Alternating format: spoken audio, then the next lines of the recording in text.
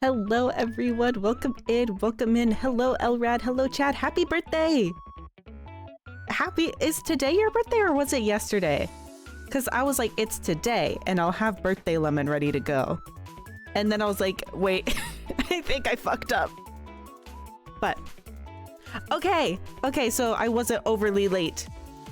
Happy birthday. I hope you've had a lovely birthday. Birthday on a Yuri Wednesday. Pride Month truly isn't over.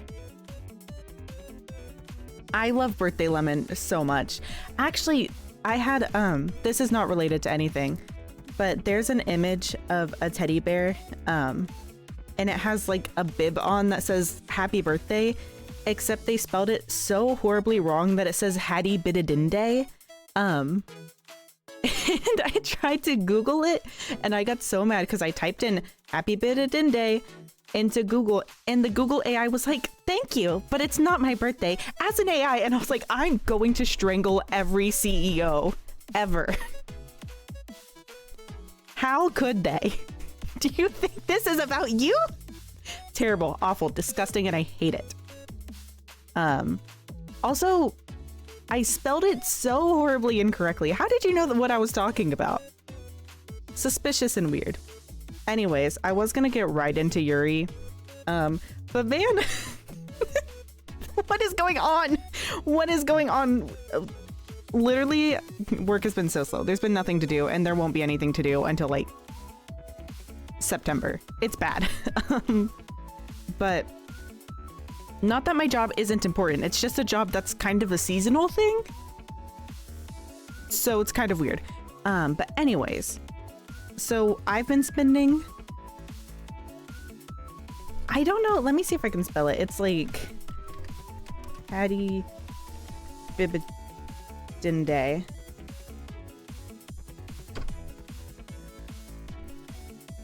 It's something like that. Live your truth. Egg on my face. I've been so sleepy because I've been kind of staying up late to grind in the Love and Deep Space event.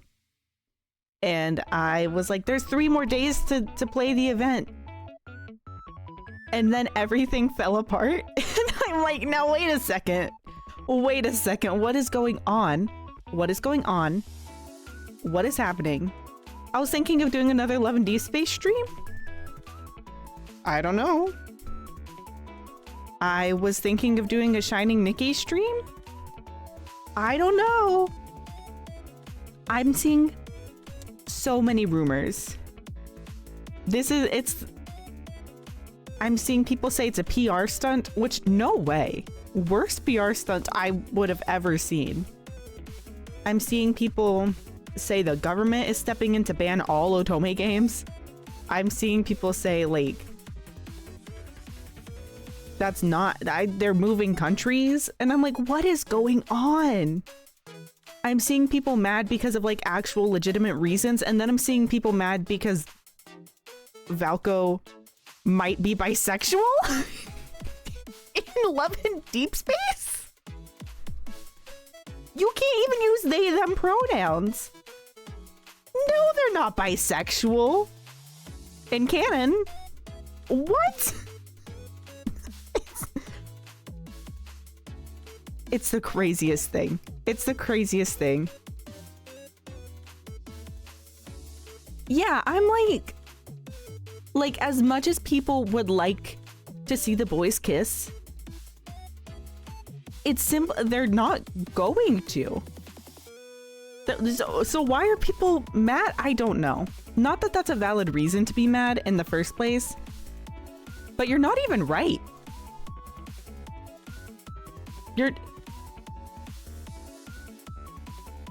There's a game coming out, what is it called? Silent Whispers or something. And I'm like, they're gonna come for Love and Deep Space. I looked at the trailer and I was like, they just kind of mix some of the characters together. Like Silas is 100% in Silent Whispers and it's really funny. And I guarantee they're gonna release a new character at some point and be like, look, it's Valko. You guys wanted Valko. They're gonna name him something stupid. I'm just, man. People are saying like Love and Deep Space is gonna get shut down. People are saying like all of it's gonna get shut down, which includes Shining Nikki and Infinity Nikki, and I'm like, please don't do that. Please don't take my girl away from me. I love Nikki. I'm just so baffled. And then in the middle of all of this, I'm scrolling Twitter and somebody brought up Clans. I felt like I got punched in the face.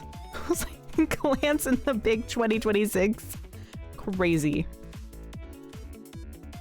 I know if they let the Love and Deep Space characters like make out, that'd go crazy. They say like Fujoshi save every single fandom. And it's like, you gotta cater to them a little bit. Just a little bit. Dude, they're like the government, and I'm like, what is happening? What is that? It's the craziest thing. And I'm like, I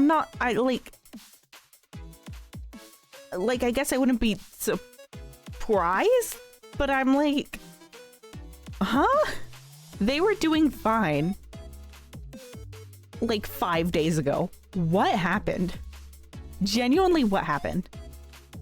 And people are like, it's not about the new character, and I'm like, no, I think it might be a little bit. I think that might have been an issue a little bit, because everything was going kind of smoothly until that happened. Craziest thing I've ever seen.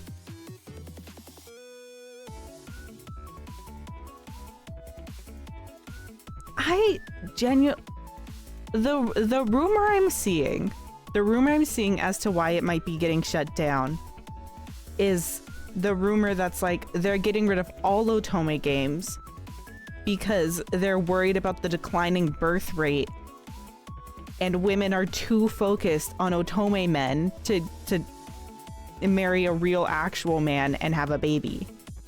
And I'm just, that is so okay. Huh?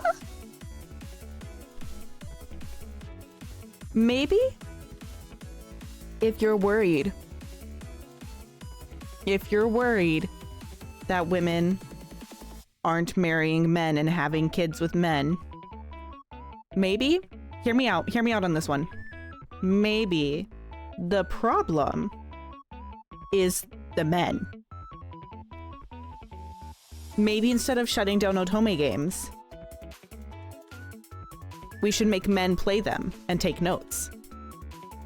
That's a terrible idea. That's a terrible idea.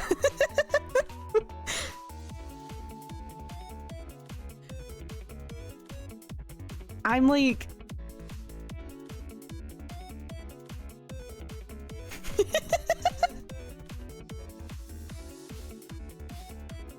Look, I don't know. I'm not a government trying to fix any problems here. I'm just minding my business.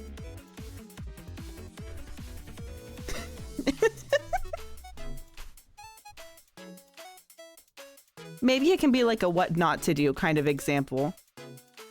But then I don't know. I don't know. Maybe there should just be school.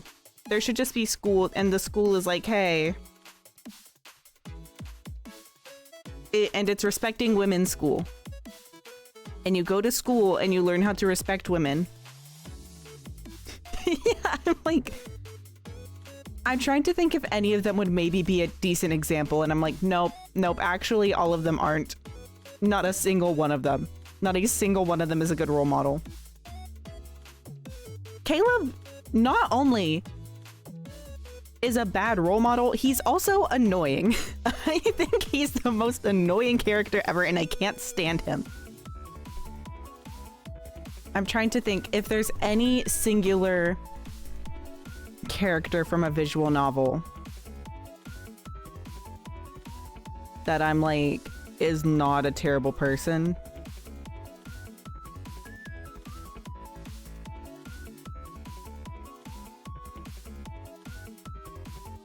Because sometimes they're just in crazy situations. like, oh gosh, I think his name is Yves? Yves? I don't know how to spell that. Like, or say that. It's Yves from Verse Evermore. 707, he's just a silly guy. I love that guy. I don't know if I'd send, I think he's somebody I would strangle if he was real. So sorry about your trauma. But I don't think I could, like, I think I'd go crazy.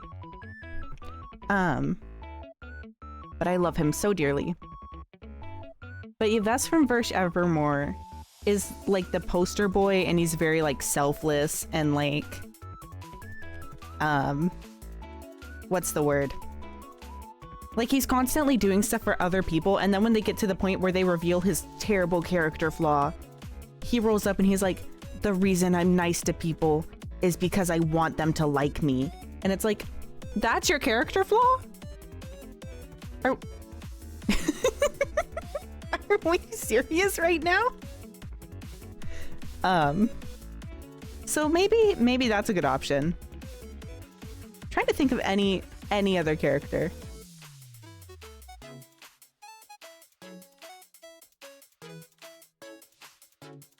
Yeah.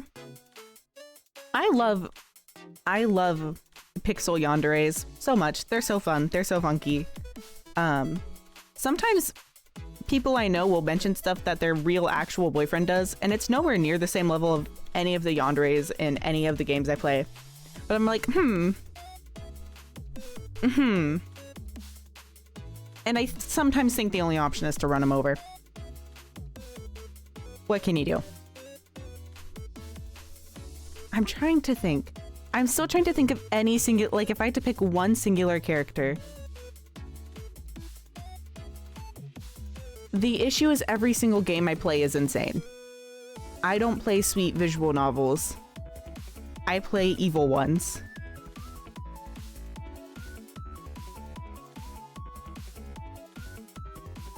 Honestly, okay. Is Yelbert kind of the worst? Yeah. But he also buys you an entire cafe. So, yeah. Take notes on the buying an entire cafe. And at least in Please Don't Hate Christmas, the main character is also insane. So really, he's just matching her freak. They're on the same wavelength. Let me look at any visual novel I've played, because I can never seem to remember them.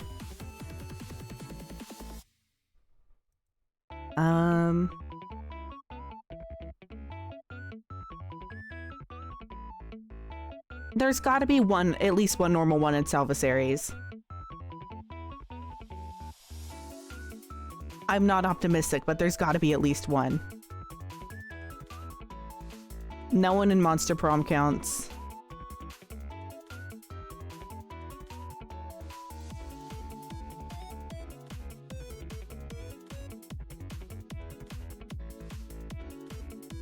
Let's see.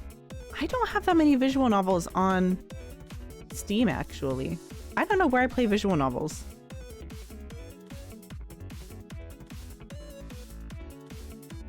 You know what? Okay. Here's my answer. There was a Hollow Stars game, like an official Hollow Stars Ian game called Doppelganger, where there's a separate world and they're all doppelgangers. And there's one singular route on that where I'd be like, yeah, that's an acceptable kind of person to be with.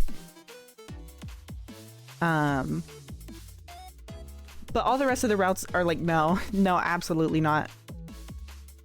But unfortunately, well, actually, I don't want to spoil it. It's a really good game, and I do want to play it on stream sometime. Like, yeah, it's fantasy, but like, I'm trying my best. I'm trying to think of options. I play a lot of fantasy games. Actually, was there any? I haven't finished 9-Rip yet. I've got to finish 9-Rip. Over Requiems is coming out soon too. The sequel to 9-Rip is coming out in August, and so is Over Requiems, and I've been so excited for Over Requiems for so long. I don't even think there's like multiple like endings in that game. I think there's just multiple routes. Oh, I thought you were dogging on the fantasy genre. Sorry, I've been getting a little bit defensive. Because I also read a lot of fantasy, and anytime I'm like, I like fantasy books, my coworkers are like, I hate fantasy. It all sucks. And I'm like, okay, sorry, my bad. So I've been on edge. I've been on edge. Oopsies. Yeah. I guess long story short, it's fiction. I don't know. The what? Like sexy ruler as in like a person in charge of like a country or something, or ruler as in like for measuring stuff? Cause I immediately thought of measuring stuff, and I was like, what? My bad. Unless that is what it is. Oh.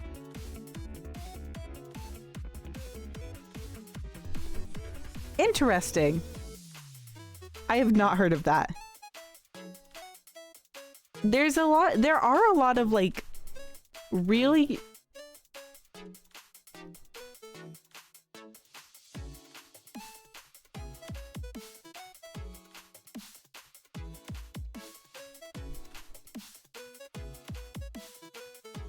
what? The Jollibees what? Okay. We're learning so many things today. I'm almost like both of these pieces of information are like watching a train wreck. I can't look away. I'm I'm nosy. I'm trying to think if I have a fun book to throw into the mix, but frankly, I don't think I do. What? Oh, I'm dying.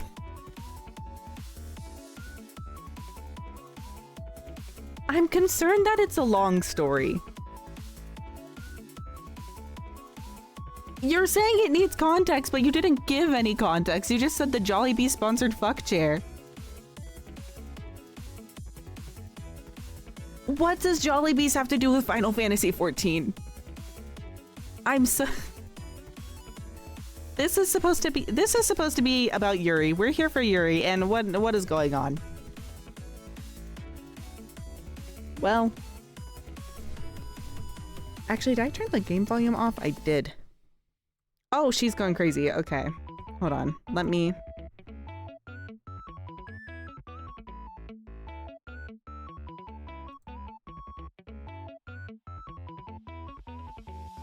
That was like a real thing?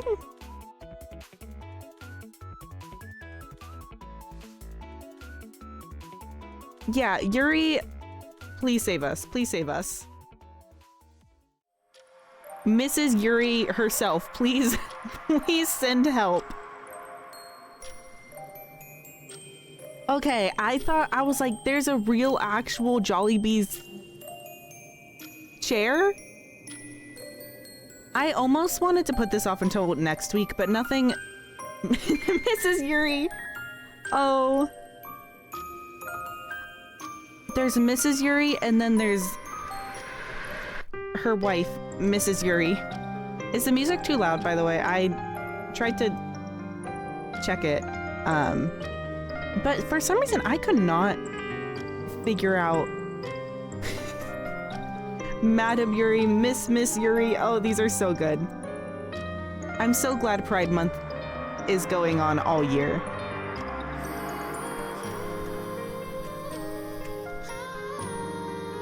Okay. I almost did not play this, and then I was like, actually, nothing else quite hits the same as these games. But I did not realize how many visual novels she has put out.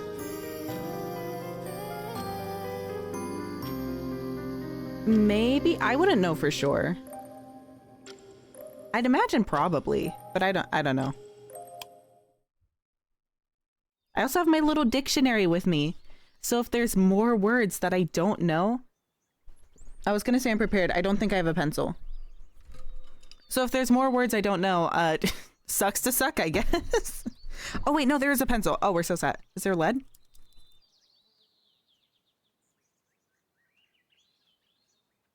Is this a pencil? Sorry, I've immediately gotten distracted. Okay, I do have a pencil. You feel groggy when you finally wake up. The back of your head is throbbing and your mouth feels dry as though it has been stuffed full of wool. With bleary eyes, you glance about. What time is it? Where are you? And, perhaps more importantly, who are you? You don't remember.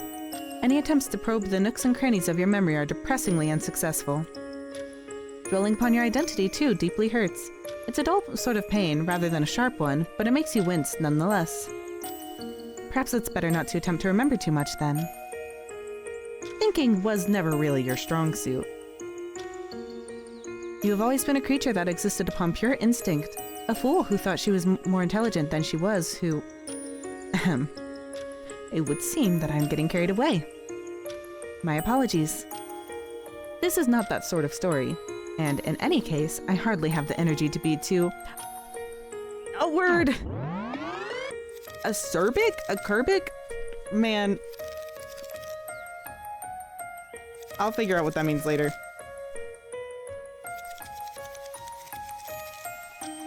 But I am gonna write it down.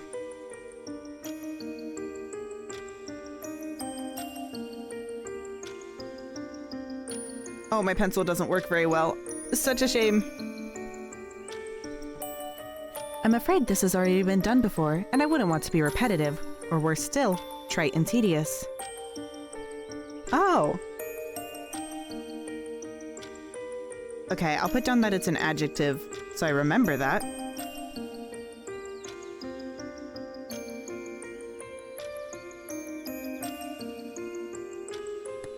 Hi Socks, welcome in, welcome in. Today has been good because it's Yuri Wednesday. We're getting back into more Yuri. And boy howdy do I love Yuri. I do love, all of our rat names are so dear to me.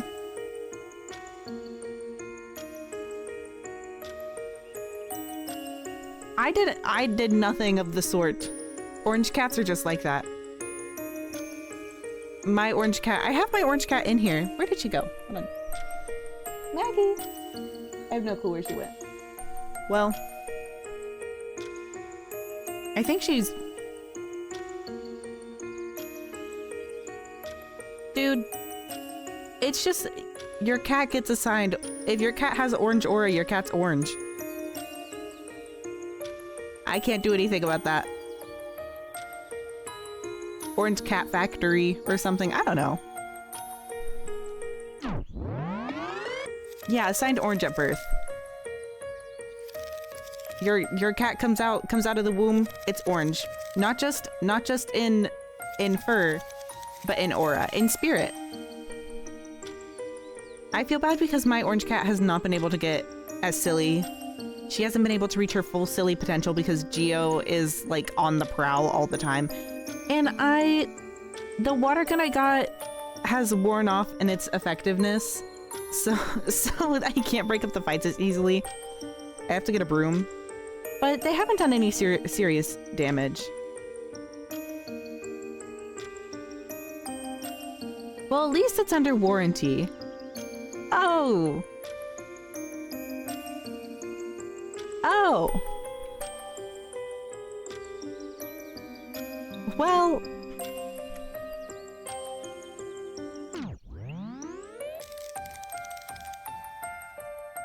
You're getting a bit too silly with it right now, I fear. You're getting too silly with it. I don't believe you. I don't believe you. I do have veto rights, but that's like for serious important things.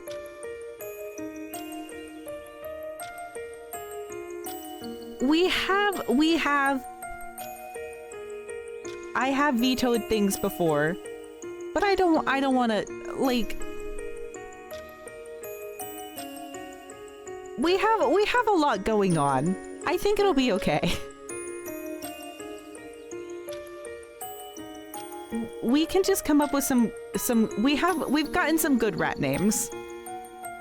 We've gotten some good rat names, so it cancels out. We're fine. I will try to restrain myself for the rest of this narrative. Now, let us return to your predicament. You do not know who you are or where you are, but with some luck, there should be something close at hand to jog your memory. Yeah, they can all be friends. All the rats, all the spectre rats can be friends. And they can all be normal? What I'm imagining, you know how like possums carry their baby possums? I'm envisioning just a really giant rat and all the other rats are just kind of hanging out while the giant rat walks around. And that's the imagery we're going with. That's rat canon. Ranon, if you will.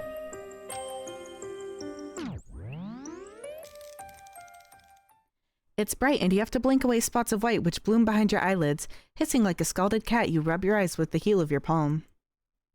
Your surroundings melt and twist around you, rippling like the troubled surface of a lake. Then, all of a sudden, you hear a voice call to you, light and bright and full of girlish amusement. Oh, I see you're finally awake. Who said that? Ah, just there. You see her now. There's a woman standing by your bedside. She has hair the color of sunset that curls around her face. Her eyes are soft and a smile plays about her lips. She's fun. I like the thorns. I do love a good thorn motif. I don't know if that's the phrase I'm looking for. The drama of it. She looks sweet, like an angel, but you know only too well that looks can be deceiving. You are unsure whether you trust her. It is hard to trust anybody when your head aches so much and you do not know where you are, especially a woman such as this who looks so very at ease. Does she not realize how anxious you feel, or does she simply not care? You try to ask her what's going on, but you can only get half of the question out before you start to cough.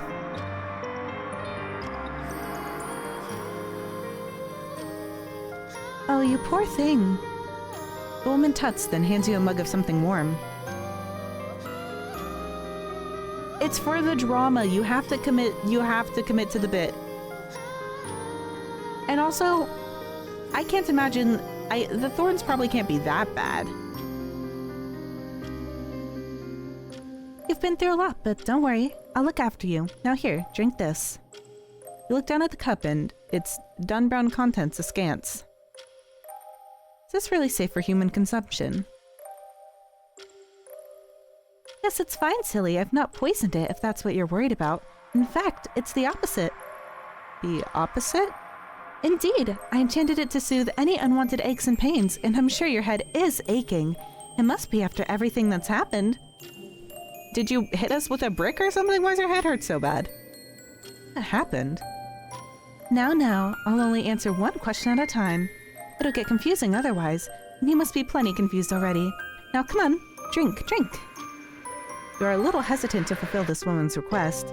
She's a stranger, after all, and you have no idea what the liquid inside the cup is. This could be some sort of trap.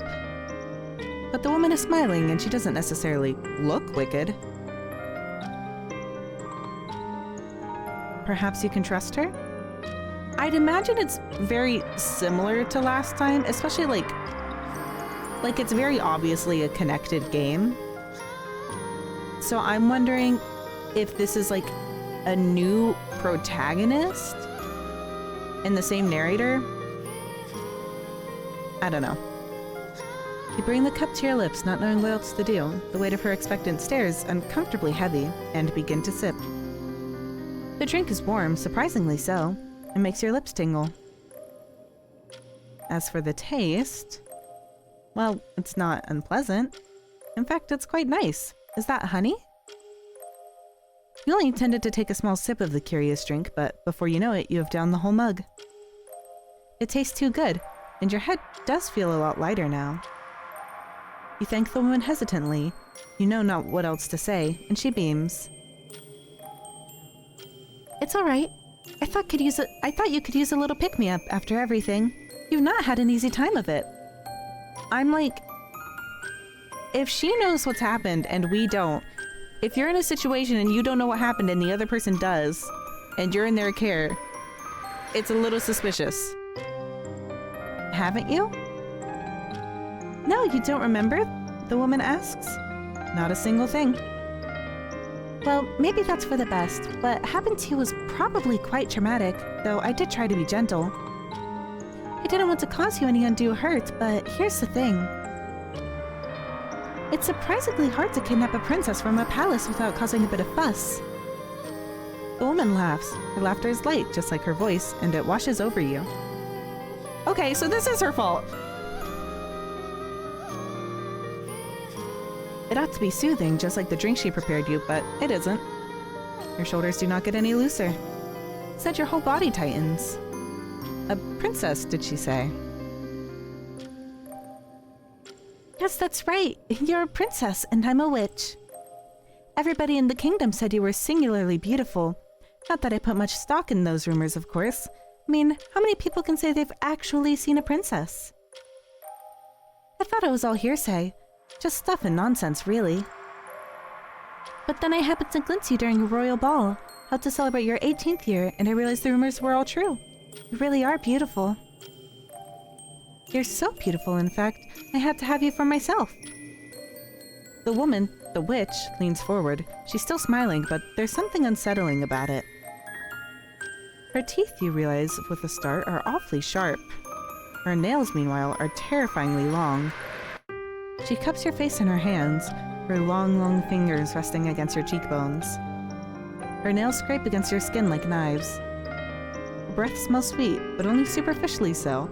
Underneath it, you think you can detect something of the crypt, something...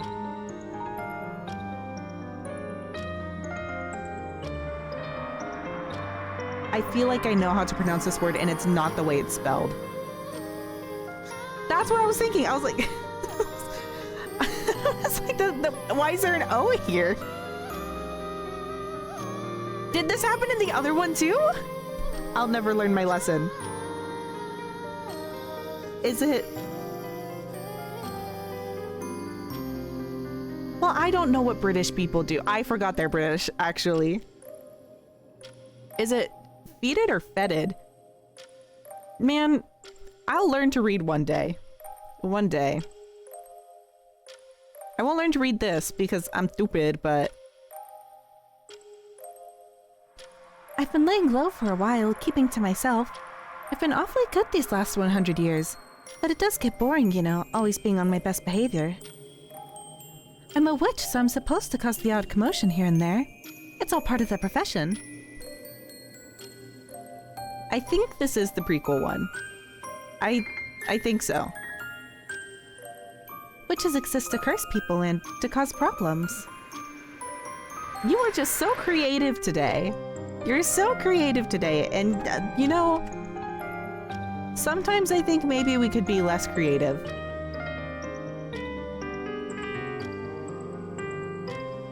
You haven't missed much. We have a terrible, awful headache, and it is her fault. And also, we're a princess.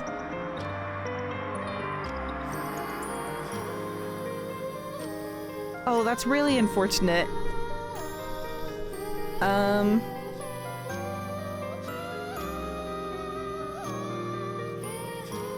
I don't know. I don't know. If it's an apartment, that's worse because it might just be somebody else. Somebody else's apartment. Yeah, it could also be you. Got him. Oh. I'd high five myself, but that's embarrassing. And also, that wasn't my joke. I'm sorry. I think being cooped up all the time has made me feel more inclined towards evil. But what can you do? The only thing keeping me sane is playing House Flipper for 7 hours a day. I should not be getting paid to do that. I'm going insane. Yeah. Today we can be a little bit evil. Everyone gets to be evil as a treat.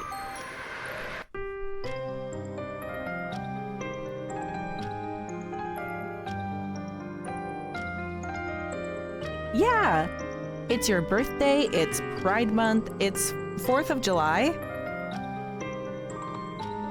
And that's that's all 3 of those mean you're allowed to be evil. Lightly the witch giggles, her sickly sweet breath skimming your face. Ugh, she's breathing on us. Yeah. It's so slow. It's so slow. It's so slow and awful, and they don't want us to go home. They want us to sit in the dark. It's a lot of House Flipper. I promise it's not me just being useless at work. There's just nothing to do. But a job is a job, and I'm not quitting my job. At least for now. I'm grateful that I have a job that I can play so much House Flipper at, because it's like, it is nice to play House Flipper, but also I did almost play House Flipper for stream, but then I feel like games that are like Cocomelon for my brain are not as fun to watch. But I do love a good Cocomelon for my brain game.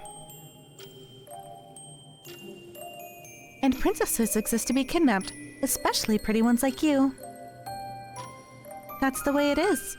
It's the way it's always been. I'm just fulfilling my role in this little story, so please don't get mad at me. We can't help our innate natures. The witch leans in further still, her long, fair eyelashes trembling. You look so pretty in that gown of yours, which was paler than the moonlight. But I think you look even prettier as my prisoner, at my mercy in this tower. You are in a tower? Yes, that's right. It's a nice tall tower out in the forest. Nobody knows where it is except myself, and it's protected by all sorts of enchantments.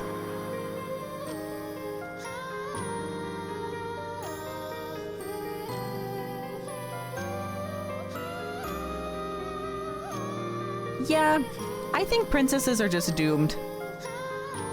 There's no winning for them. Royal obligations and misogyny, they're cooked. There's no winning for them. The one thing I'm wondering, I'm like, is this witch the same as the witch from the last one? Like, did she just change her appearance? Who knows? I don't. It's not possible for anybody to get in or out. Anybody except me, of course. The king and the queen can send out as many search parties as they want. It won't make a blind bit of difference. You'll not be escaping here in a hurry. You're all mine to do with as I please. Good for her. There's nothing getting a new hairstyle can't fix unless the hairstyle goes bad, in which case you've got to wait a bit. You've got to wait for it to go to get better.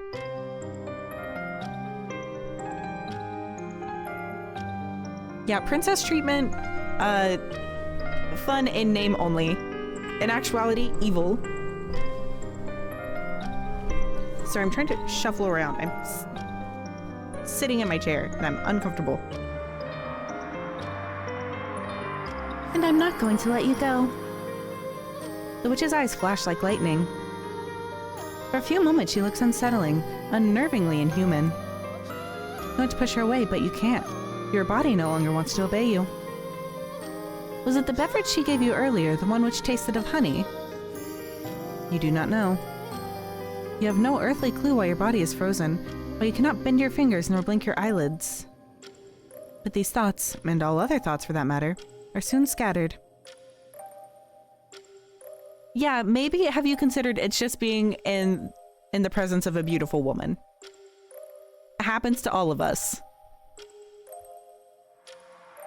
Why can't you blink? Because if you blink, then that's one moment you're not looking at the beautiful woman. Happens to the best of us. Can't speak because that's a moment where you're not listening to the beautiful woman. The witch dips her head. She closes her eyelids, her long lashes matting together. She parts her lips, then she presses her mouth, which tastes of sugar and soil and something sinister, Something which you cannot describe against yours. Well, I guess she's made her decision.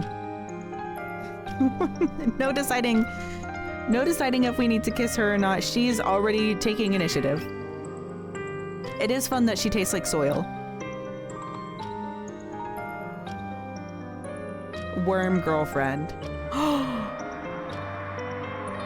Oh my gosh.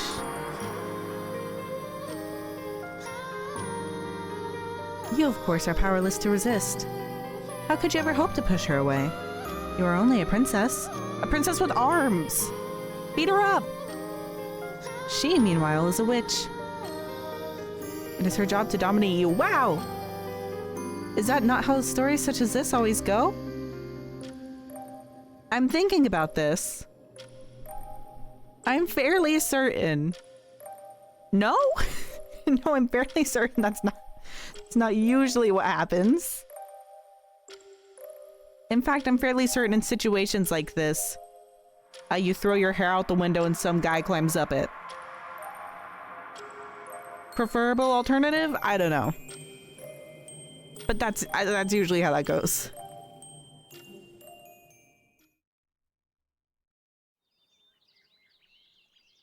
Once again, you feel groggy when you wake up. The back of your head is still pulsating and your mouth feels dry, as though it has been stuffed full of wool. Your stomach, meanwhile, is coiled up in knots. You feel sick. What time is it? You sit up in bed blearily, half asleep, wiping your eyes with the back of your arm when... Yeah, she is kind of useless, but you know... I don't think I blame her. I don't think I blame her. Oh, are you finally awake? Oh? You glance up, your head snapping into position like a ball-jointed doll's. You recognize the woman who is standing by your bedside. It is the same woman you saw yesterday, the one who looks like a rose. Did she not say she was a witch? How very curious. You ask the witch what she is doing, an innocent inquiry, tempered by sleep, which makes her laugh. What does it look like, my dear? I'm waking you up. Well, yes, you can see that. So why ask?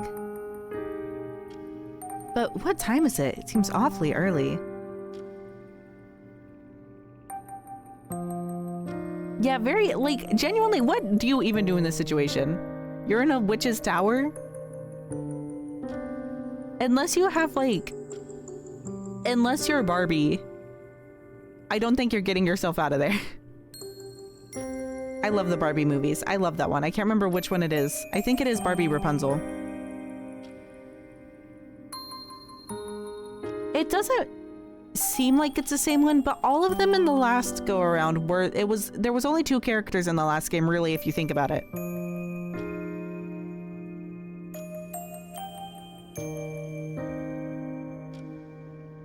It is not so very early, really. It is a sensible hour, one that young maidens, fair princesses such as yourself, should be up and about.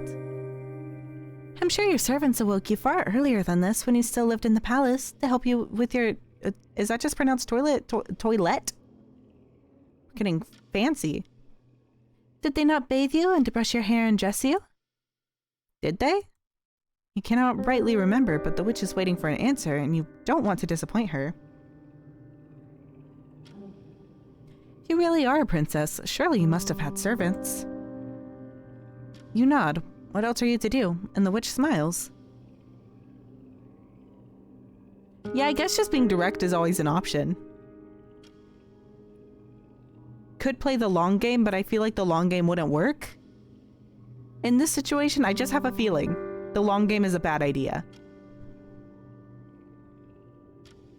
I knew it. You should have been awake hours ago.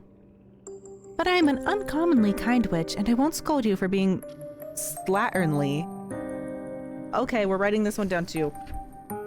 I love learning words. Slatternly. That one I can kind of get the vibe of what it's supposed to be, but I've never heard it before. I used to be scolded myself when I was younger for all sorts of misdemeanors. Most of them were made up. I don't want to do unto you as others did to me, not when you are my very precious guest. That's the vibe. That's the vibe I got. Maybe uncouth or lazy. I don't know. I don't think we count as a guest if we're not leaving. I think at a certain point we're either a tenant or we get squatters' rights.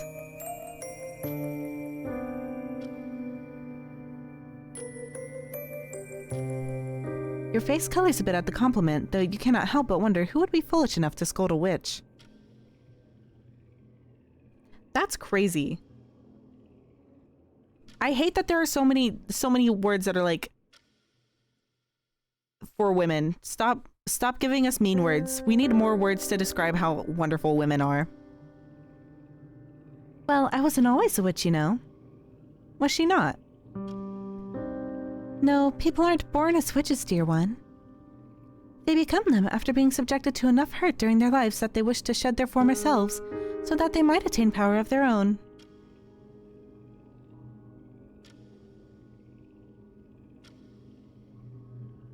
We do. We need... There's so many words. There's so many words that are evil, and we need to stop using them and only have cool ones.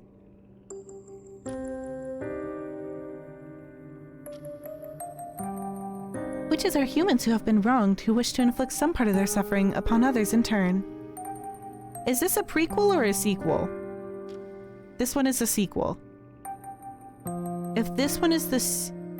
I was gonna say, if this is the prequel...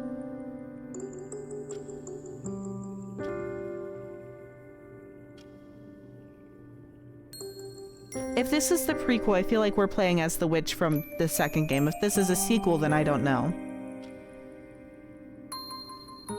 Okay, I'm thinking. Wait. Hold on. Pink hair. What was the main character's name in the last one? It only came up at the very end, so I don't remember it. Because now what if... Because we constantly, who have been wronged, our main character was going through it at every single moment. Just throwing that one out there. Not that I mean to hurt you, of course. That would be a waste when you have such a pretty face. And such lovely long hair, too. Now, the witch beams, looking positively perky as she retrieves a gilt-backed brush from your bedside table. Would you let me brush your hair for you, dear one? Your hair? Yes, your hair. It is awfully tangled. And you have rather a lot of it to look after. You must have been tossing and turning in your sleep because you've knotted it. I doubt you know how to brush your own hair. What with your fancy upbringing, so may I? You eye the witch hesitantly, some of your former unease returning to you. Why, you ask the witch, does she care about your appearance so much? Why does it matter when you are trapped in this tower? It matters because you're a princess, dear one. A princess is still a princess, whether she is in a palace surrounded by her... I don't know how to pronounce that, if I'm being honest. I've never had to read it out loud. Courtiers? I don't know. Or trapped in a tower with a wicked witch. In fact, one might argue that a princess is even more of a princess when she is being held hostage by a witch. And how does that work? It's how all of these stories work. Princesses and witches are just two sides of the same coin.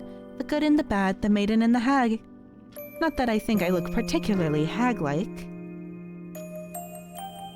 As far as witches go, I think I'm a bit of an anomaly. But you're an anomaly too when it comes to princesses. Your hair's a rat's nest. I need to make you look presentable. For whose sake? For the sake of a satisfying story. You don't understand what she means by story. This is real life, is it not? Well, I wonder, what is real and what is not is often up to the beholder. I don't think that's true.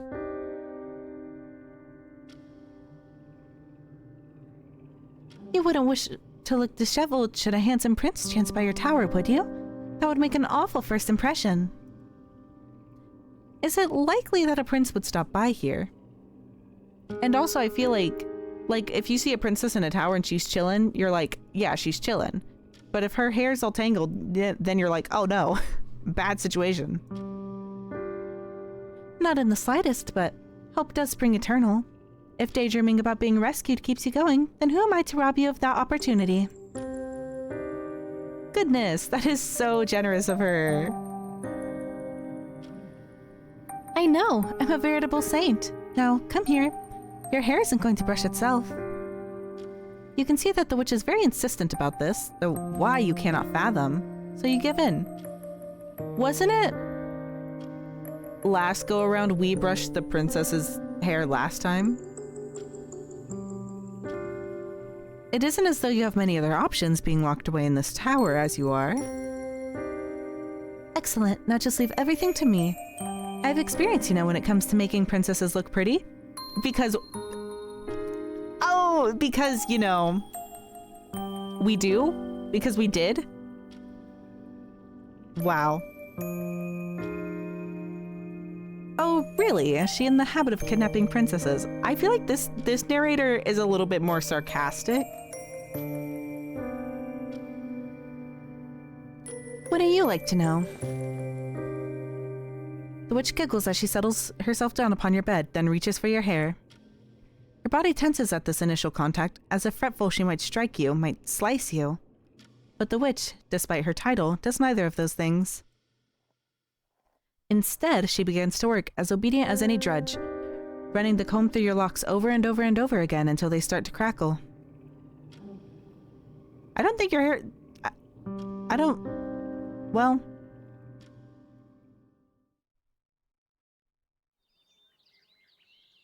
On the third morning, you are ready and waiting for your visitor when she arrives, though perhaps appears would be a better word, inside your tower. You have come to expect the witch's presence, so you are not surprised when she takes a seat at the side of your bed. It's gotta be. There's no way it's not. You regard her uneasily, still attired in your nightgown, your hair rumpled after yet another night spent tossing and turning. You think that you had nightmares last night, though you cannot remember them, not clearly. Perhaps you were running in them. Is that why you awoke feeling so tense, your heart beating a staccato rhythm inside your breast? She did have a floral name. I can't remember if it was Rose or not, but she did have a floral name.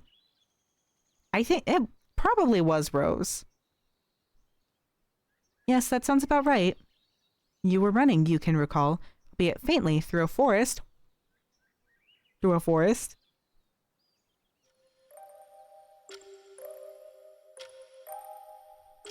But then the witch holds up a wicker basket from which a truly mouthwatering smell emanates, and your half-recalled dream dissipates before your very eyes.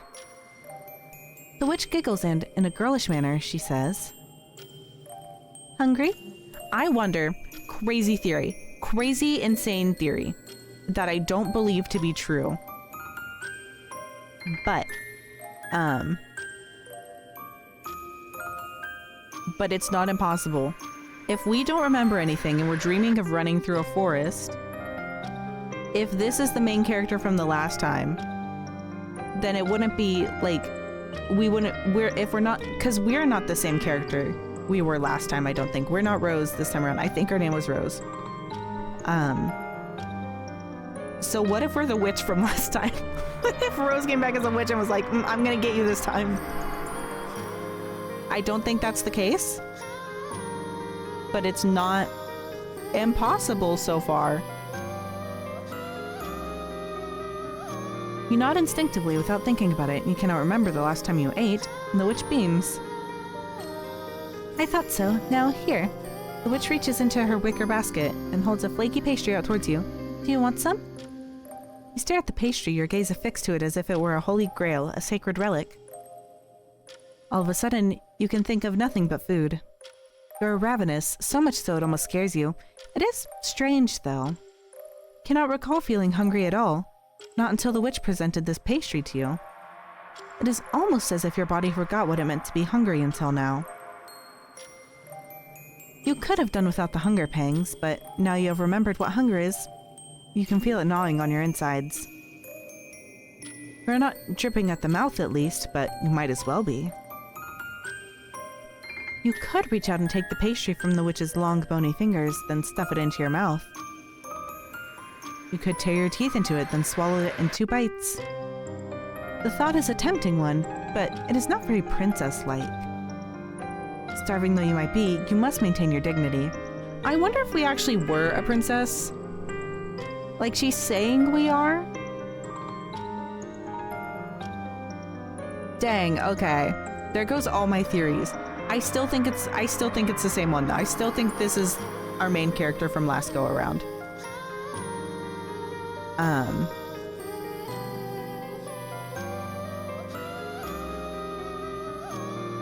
Was Medea Medea was the witch. Okay, I think it's possible that we're Medea. Her name's, this is her. This is so her. If her name's Rosette, then this is her. This is, I'm refusing to believe anything else. This is her. So sad that she ended up like this. She had such a strong ending. I was so happy for her. The witch watches you as you hang back, abashed, and tuts. Oh, stop being silly. If you don't get any food in your belly, you'll starve. Not even princesses are immune from hunger. Now, look here. The witch breaks a piece of the pastry apart with her fingers. Then she proffers it to you. Say ah.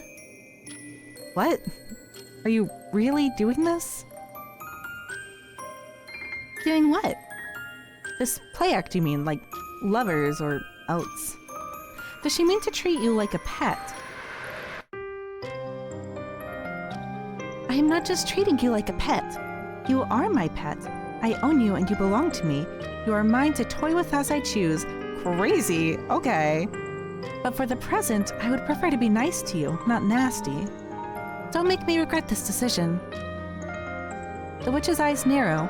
Foreboding shadow crosses her pretty face, though it lasts less than a moment before it dissipates. Now come, stop this silliness. Eat. You still feel uneasy, but the witch's voice is firm and hard beneath the layers of sweetness and light. You know better than to argue with her. You do not want to incur her wrath. You lean in. Then, as obedient as an enchanted lover, you part your lips for your captor. Whoa! You spend your 4th day in the tower sitting by the window, looking out over the forest which surrounds you. There really are a lot of trees, you think distractedly, your legs dangling over the cool lip of the sill. They spread outwards like a green blanket, or else like an ocean wave, rippling and undulating in the breeze. You cannot look directly at the ground for too long, it makes your head spin. Just how high up are you? You ask this question to the witch, who is brewing a pot of tea over a small stove. She glances at you, a small smile playing about her lips, and says, High enough, dear one. You ask her how high that is, and she chuckles. Why does it matter? You won't be able to leave regardless. Not unless you can sprout wings and fly like a bird. Do you think yourself capable of such a feat? The witch's eyes bore into you. They're sharper than knives and they make you shudder. You glance away from her, back out of the window, over the treetops. There's a moment of silence. Then you ask the witch what she would do if you did try to jump from the window. What would happen then? Then you would soon discover that you are not a witch or a bird, and you cannot fly. You would hit the ground and you would break all of your bones, and that would be that. Then you would die? Most likely, which is why I would not advise it. Of course, you're always welcome to try. But you'd be much worse off for it, don't you think? You suppose being crushed into a bloody, meaty pulp on the ground would be significantly worse than submitting to the indignity of speaking to the witch every once in a while. I mean, with how the last game went, it's possible that that'll happen anyways. She might crush you into a bloody, meaty pulp.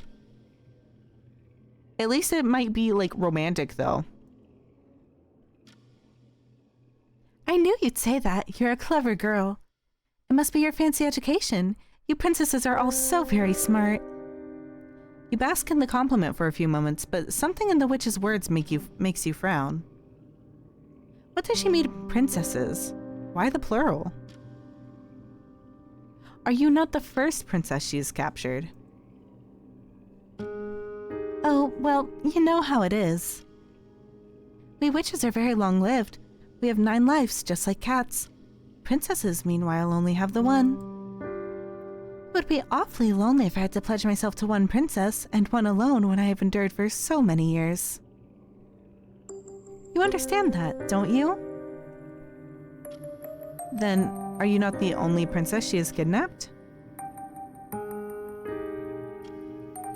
Of course not, so long as princesses exist, which is like myself exists to lead them astray.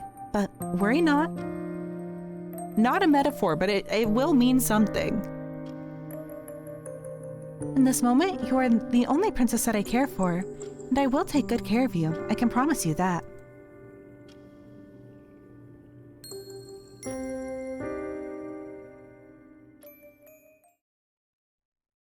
Oh, dearie me, where's the time gone? The witch addresses you thus during your 5th day spent in captivity, after she is tired of toying with your hair. She stayed at your side rather longer during this visit than she has those in the past, and now the sun is beginning to set. The witch observes you, her long-lashed eyes narrowed, then says, "It's unfortunate, but I fear I cannot spend too much more time by your side. I need to be off. Even I have work to do." That's funny. You thought that, as a witch, it was her role to kidnap fair maidens. Is that not her primary line of work? Oh, I wish. It would be nice if there was any money to be made in kidnapping maidens. And who knows? Perhaps there is. I'm sure there is. Oh, I'm sure. Crime? It's crime.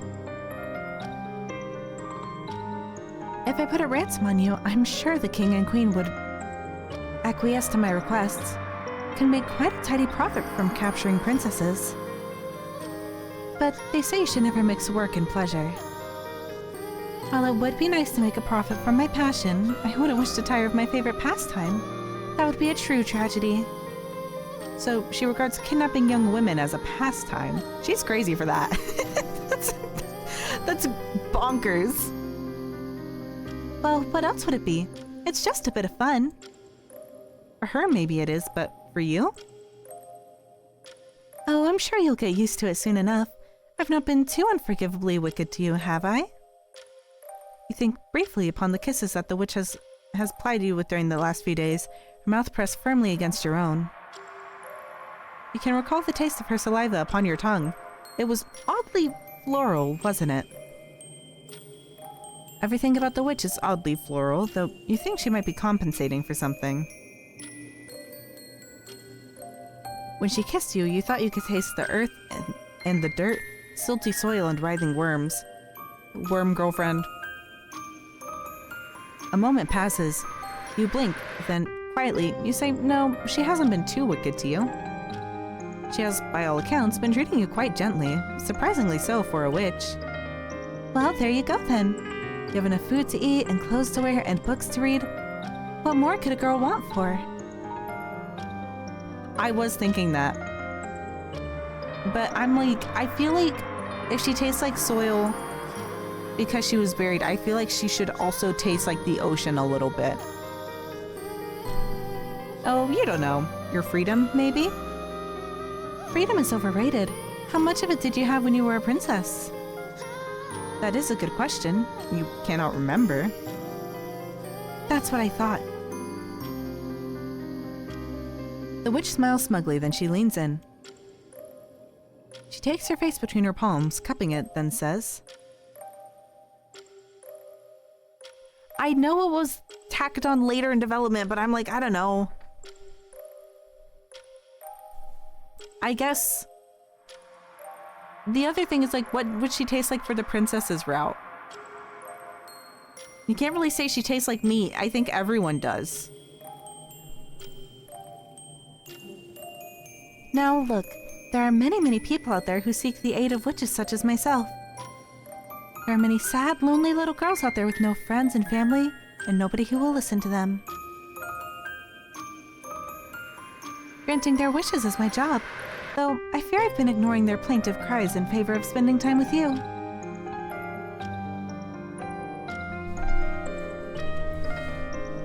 I'm like... I don't know. Everything's kind of... There's something that's happened, and I'm like, I don't know what it is yet. It's hard to say if the, like, because the character already had a floral name, it's hard to believe that, like, the floral would be from the princess. The petal picking scene. Whoa. My clients will probably get angry if I keep shirking my duties. Now that is peculiar. You're surprised that so many people would willingly seek the services of a witch. Do they not have a bad reputation in these lands? Indeed we do. Bad reputation is better than having no reputation, though. Some people are desperate enough that they're even willing to turn to the devil for help. I thought that you would know that already, dear one. You failed to see how this conversational topic is related to you, unless we made a deal with her. But then again, you have always been a bit slow on the uptake. In any case, I think I'll be busy for a few days. I won't be able to pay you as many regular visits as I have been, but don't fret. I'll try to hurry with my obligations as quickly as I can so I can be with you once again, like fate ordained. Fate? Yes, indeed. A princess is nothing without a witch to keep guard over her. Without me, I fear your existence would lose all meaning. But I would lose meaning without you, too.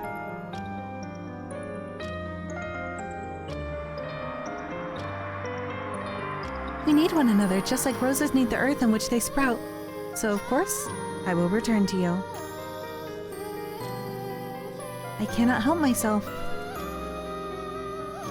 We are drawn together, you and I. But if you wish for further reassurance, I do not mind making an oath. Now, look here. Man, the last game... Man.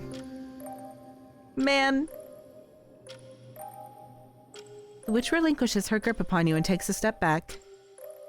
For a few moments, you allow yourself to feel a flicker of relief, soothed by the distance which has now been put between yourself and the witch. Oh. New picture. She's gonna kill us. Oh my gosh. Wow. Whoa. A knife! No! But then you see a flash of silver in the witch's right hand, and your relief soon withers. What is she holding? This is a knife, my dear one. Just a simple paring knife, really. I mostly use it for peeling fruits, but it should serve my purpose well enough. Behold. The witch lifts her right hand, holding it upward so it is level with your curious eyes. She extends her long, bony fingers, flexing them so they seem to expand like the unfurling petals of a flower. With her other hand, she holds the handle of the knife steady. Unblinkingly, she introduces the blade of the knife to her palm. Then she presses. Blood begins to bloom on her white flesh in moments, her skin cleaving beneath the tip of the knife. You watch, entranced, as gobbets of bright red blood splash against the silvery blade, sullying it. The witch cuts herself without any hesitation, without any emotion, as a gardener might snip through the stem of a flower with a pair of shears. Does she not feel any pain? Does not look like it. Her expression is quite impassive, unwavering even. You've wondered before, but you are quite certain now. She truly is not human. She has transcended such petty notions to become something otherworldly, something extraordinary. Now, let me do the same to you.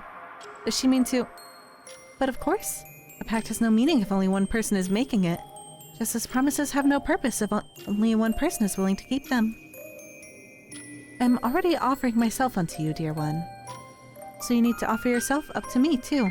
That way we will always be bound together. Not through words, which are flimsy, but through something much more immutable. Both paupers and princesses are capable of telling lies, but blood is always honest. The witch speaks in a curious sing-song which does not match how cold and inhuman her eyes are.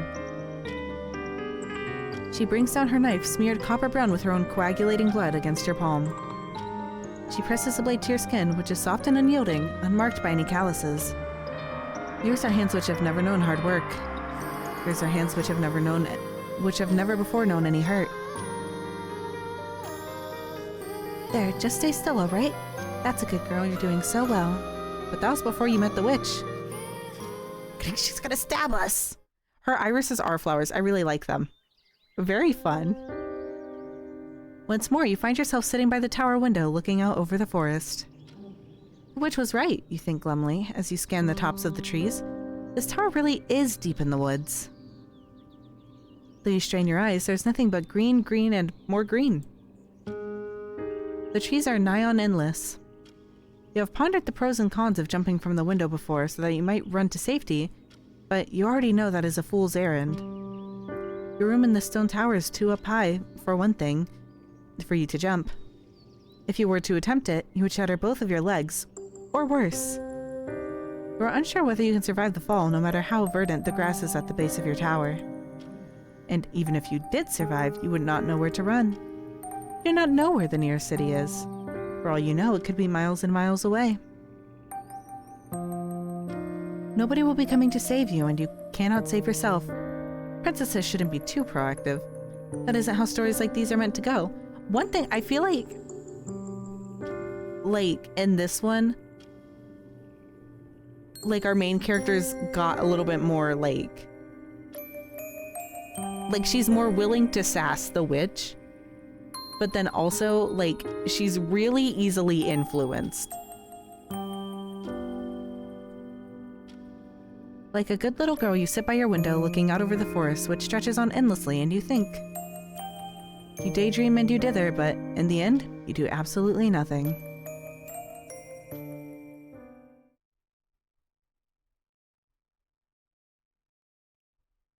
I am really... Because the last one, they'd always be like, oh, it gets so lonely here, and that was kind of the theme, is the witch was lonely. This one is called The End of an Obsession, so I'm really scared for our main character. The witch is going to be tired of us. Once again, the witch doesn't come to see you. It's been 2 days since you last saw her. Only 2 days, but the time has begun to drag. If she went through all of the effort to kidnap you, then shouldn't she make an effort to spend a bit more time with you? You'll have to give her a piece of your mind the next time you see her. It really isn't proper leaving a lady such as yourself alone for so long. But has it really been that long? It has only been 2 days. That is not so very much. Why then do you feel so uneasy? You have a vague feeling that in your past life you can't remember, you did more than just sitting about, or lying about, waiting. But what else do princesses do other than wait? They wait in their palaces for balls, and then they wait at these balls to be asked to dance, and then they wait for the handsome princess to propose and whisk them away to other bigger castles. It's very exciting. It's very exciting that we're like, she kidnapped us. She needs to hang out with us. Like, have the audacity. I can appreciate that. You should be used to all of this inertia, this yawning, emptying nothingness, but it still gnaws at you. It consumes you, eating you away from the inside out. But you are a good girl, and at the end of the day, and you know better than to overstep the boundaries of the role the witch provided you. You are a princess, and princesses ought not to try and escape. All you can do instead is remain in your room and let the world pass you by.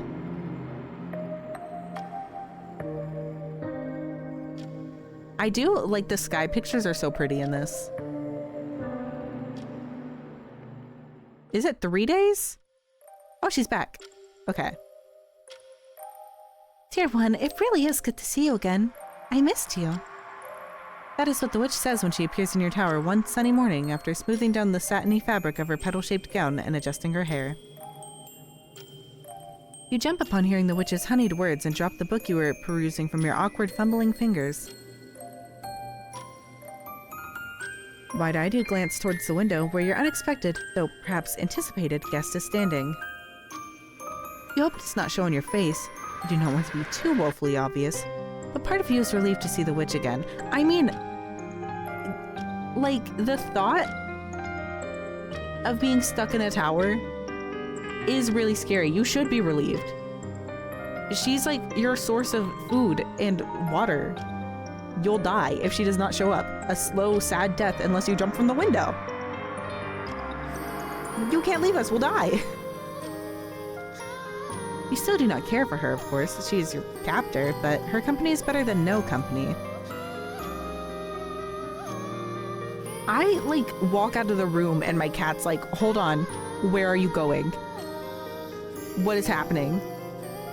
So you would think if you go through all the effort to, like, kidnap someone, you'd want that level of, like, hang out with me. But I guess not. I guess she doesn't care. Though you have always had a fondness for reading, books can only alleviate so much of your loneliness. It is always better to have somebody else to speak to, even if that somebody else is a witch. How have you been getting along, dear one? The witch asks you, her voice positively skipping as she approaches you. I hope you've not been too bored without me. Your cheeks prickle as you dip your head. Quietly, you mumble something in response. That it has not been too bad, really. You have been reading, and books are amusing diversions, yes. I know that full well. I used to read a lot myself when I was younger and more awkward than I am now. In my youth, all my friends could be found inside of books. I am glad that we have so much in common. You'll have to tell me all about the stories you've been reading later, but for now... The witch looks you up and down. She takes in your disheveled state. You have not been awake long, though the sun is high in the sky, and tuts. Your hair is full of more knots and tangles than a bramble bush, and the collar of your off-white nightgown is slipping down one of your shoulders. You must make quite the sight, a supposition that the witch affirms with a click of her tongue. Dear, dear, you have not been looking after yourself at all. She said we didn't know how to brush our hair. What did she think was going to happen? You know, being shut up in this tower must be tedious. You are still a princess. You can't afford to be so careless with your appearance. Good for us. I think it's really fun that we have the audacity to be jealous. You really would be helpless without me, and you left us unattended for 5 days. We were about to die. The witch retrieves the brush from your bedside table, then approaches you. Let's get you looking pretty, shall we? The mattress depresses beneath the witch's thighs, and you sigh. You know there's little point in trying to pull away from her. Even if you did, where would you go? The witch is all that you have. Without her, you are nothing. Your own worthlessness has already been imbued deep within your bones. You do not want to admit it, but even you cannot deny the wave of relief which comes when you finally submit to her. That's crazy. It is like having no sense of identity. Like our last character, we were like, we constantly remembered stuff. Now we know nothing, and it's so scary for us. The witch stays with you in your tower for a few days, just as she did when you were first incarcerated. She tells you stories about her travels and about the sad girls whose wishes she oh so kindly grants. She also tells you fairy tales, some of which you remember, though vaguely, from your childhood. She toys with your hair, weaving flowers through it, and she brews you cups of tea to keep you warm. She dresses you up in various outfits and she paints your face, as if you were a doll. Then, when the night falls, she takes you to bed, embracing you, your body slotting together as if it were meant to be. Though her touch unnerved you in the beginning, you begin to find a strange sort of comfort in her proximity. You cannot recall anybody being as gentle with you as her, though perhaps that is not saying very much, given you cannot recall much at all. Then when she leaves you, you cannot help but feel her loss. The tower feels uncomfortably empty in her absence, like a newly missing tooth, an empty cavity which aches. Wogue. You sit up in bed early in the morn after her departure and toy with your hair. You run your fingers through it just as the witch did, but you are hopelessly clumsy and your fingers falter.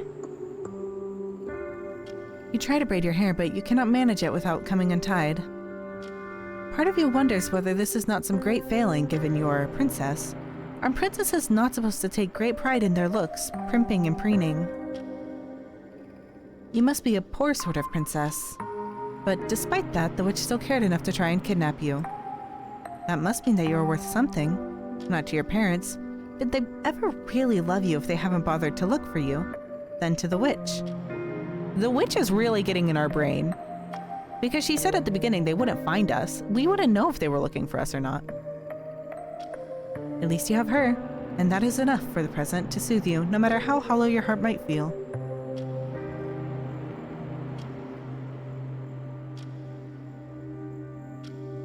Is she forgetting about us? Are we gonna die? The more cycles go, the more I'm like, we're gonna die.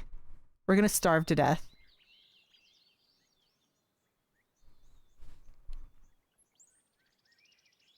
I was curious about that. My first thought was like, maybe like we're not even real. Maybe she invented us or something because we have literally no memories. But then I was like, no, if we remember fairy tales from our childhood, but if we don't know anything, the only thing that I do think gives precedence to like us being a princess is having no calluses on our hands. The days pass by slowly as you wait for the witch's return. Not you try to tell yourself that you really care about her. She might have braided your hair oh so gently, threading flowers through it, and she might have fed you sugary sweet treats with her fingers. The lack of calluses, I feel like I always think that is a really fun indicator in stories. I don't know if you guys ever read The Fifth Wave. I read that one a long time ago, but one of the aliens like took over somebody's body and was living at like someone's farm. So he was like, no, I like I'm a farm boy. But the main character was like, he has no calluses on his hands. He's not a farm boy. So I always think it's really fun to be like, do they? Do they have calluses? But still, she tore you away from everything you once knew and loved. She has ruined your life. You know that you should despise her. But when the witch finally returns, you set your book down a little too quickly and look at her a little too expectantly. Hi, Ro! Welcome in, welcome in! Petunia's a good rat for today. Everything is very floral themed. We've been kidnapped by a witch, and I don't think she's in love with us. I think she wants to act like she is, but she's not. Thank you for the hydrate.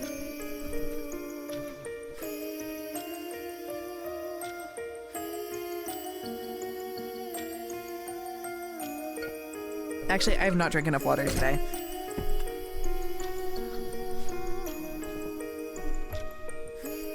I'm implying... Well, first of all, she does see other women. As soon as she gets bored of us, she's kidnapping another princess. She's probably gonna throw us out the window. I'm not convinced she's not turning us into a meat pulp. Maybe we can change her mind. It seems like we've got a challenge ahead of us.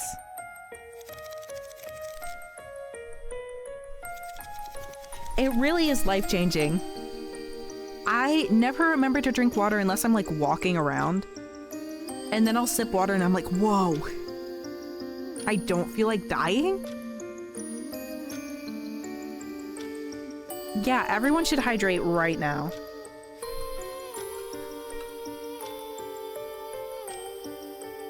You know what I want? I want there to be an app where like the app is it's just twitch.tv. It's the Twitch app, but I want there to be a feature in the app. Cause I know you can redeem things when like you're offline and stuff, like Twitch redeems still work. But I want that to happen, and I want to get a notification when I'm offline specifically that's like somebody wants you to be hydrated right now. Yeah, cheers to Chad's birthday. Everyone drink water. we're getting hydrated. In the club, we all hydrate.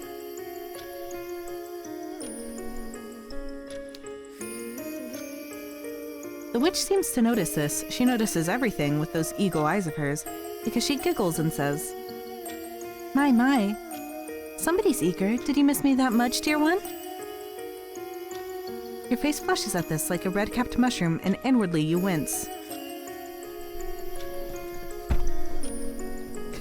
It's really fun to make a day to hydrate. We're gonna have to make we're gonna be dehydrated if it's only Chad's birthday that we hydrate on. So we can hydrate for Pride Month too. Chad's birthday, stay extra hydrated, stay regularly hydrated during Pride Month, which is all the time, so.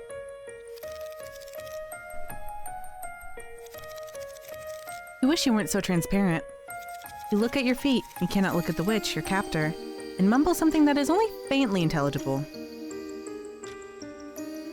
That's not how that works. You can pretend it's water. Your organs will know. They'll know. Your response is hardly elegant, but the witch catches the general gist because she chuckles. Yes! Yes, we can hydrate for your birthday. Oh my gosh, we're gonna be so hydrated for your birthday and Pride Month. And then also, this is optional because it's about freedom, but on the 4th of July, you can get extra hydrated as well.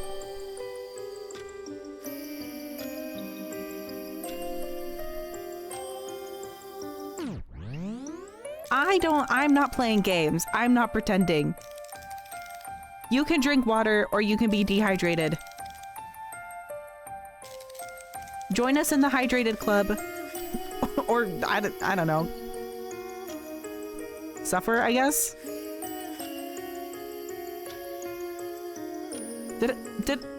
What did I just say? Hold on. If I said I wasn't playing games while I'm actively playing a game, that's embarrassing for me. Anyways, please drink water. It is so important. It is so important to be hydrated. Your brain and also every single other system in your body. Yeah. I'm gonna consume more water than any data center. Also, drinking water is not only self-care, drinking water is skincare. Your skin cannot look, there was a word I was about to use, but I don't like that word. Your skin will suffer if you're dehydrated.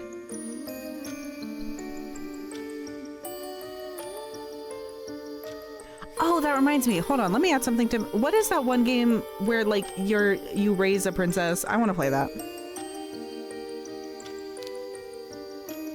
Come now, don't be like that. I know that you like me, really. Otherwise, you wouldn't look so enthusiastic. You tell the witch sullenly in the voice of a a new word. Oh, I love learning words. Truculent.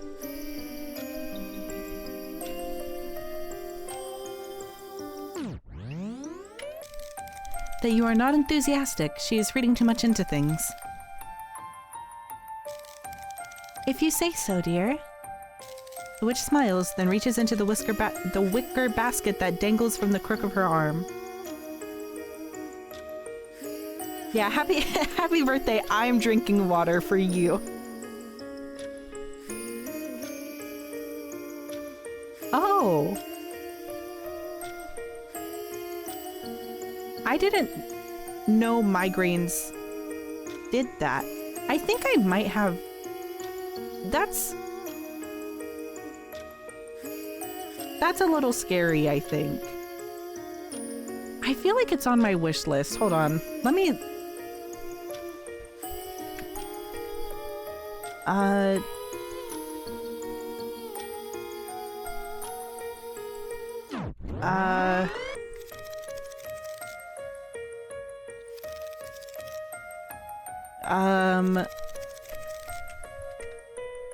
Nope, I have no clue what it's called. I can't find it.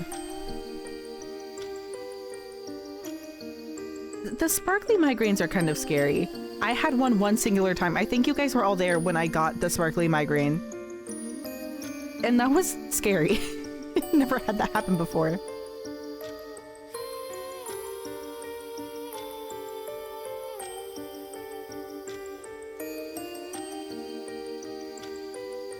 No, it's not Fate of Morgana.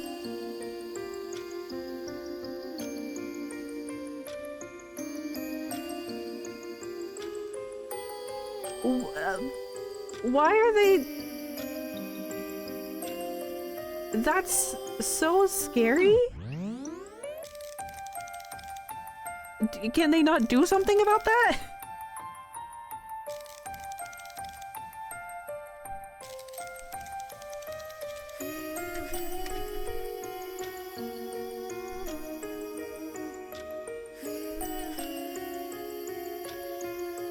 Why are there so many...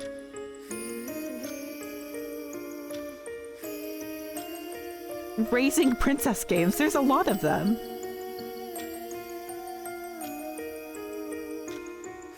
might be Volcano Princess. Maybe?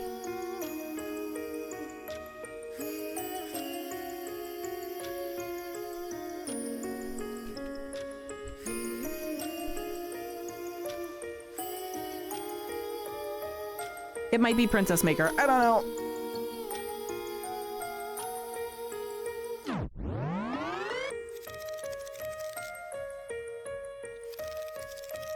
There's so many. There's so many, and I can't remember which one it was. I saw a tweet about it recently. Oh well. Not relevant. Not relevant right now. We have women to look at. Specifically this woman. It seems like you're determined to be difficult today, though why, I don't know. You'll ruin your pretty face scowling at me like that. But maybe this will cheer you up? The witch draws something from her basket and, entranced despite yourself, you observe her. You see that she is clutching a small stack of books, 3 of them to be precise, bound in leather.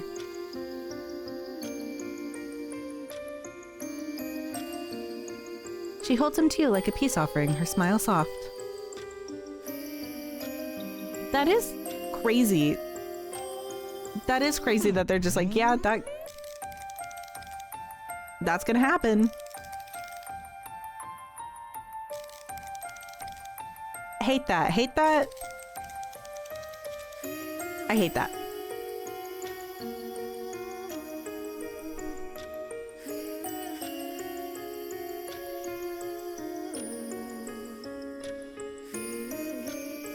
That sucks.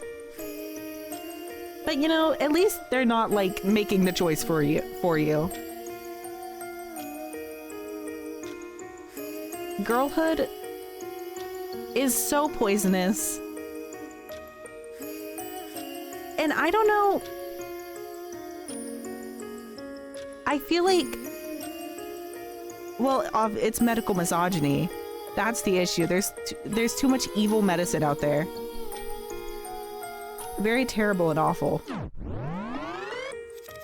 Here, is this enough to satisfy you, dear one?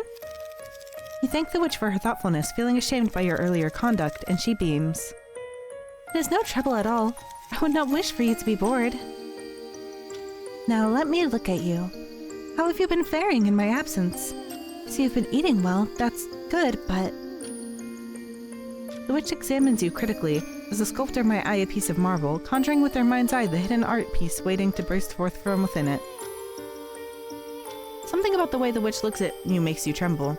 Her gaze really is discerning. It's as sharp as a razor, uncomfortably so. Why does the witch make you feel like this?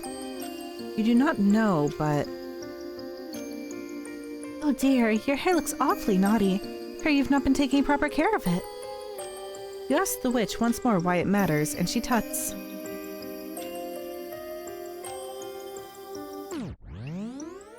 Of course it matters.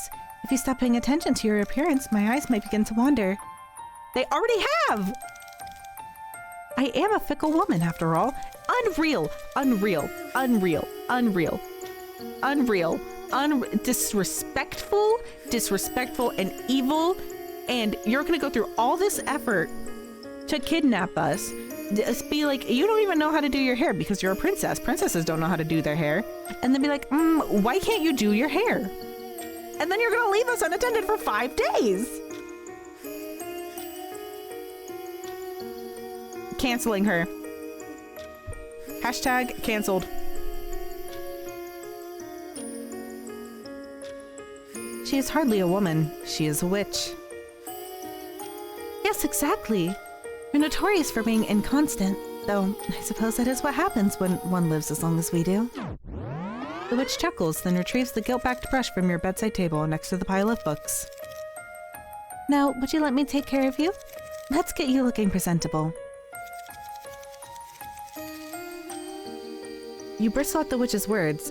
How impetuous she is, though you wonder whether your response mightn't be, in part, from anticipation. The thought of being taken care of is not wholly unpleasant, even if the one who means to take care of you is a witch.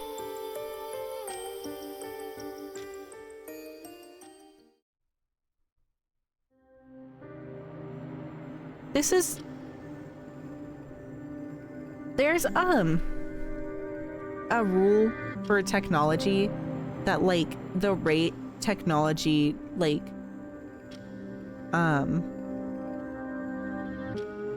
improves, like it doubles kind of exponentially, I guess. So like technology just gets so crazy fast, like there's so much progress on it all the time. Is that no longer true? I was wondering about that. I learned about that like a while ago, but I'm always like, I feel like that should happen for medicine. Why we're so advanced as a society. We're so advanced as a society, and yet like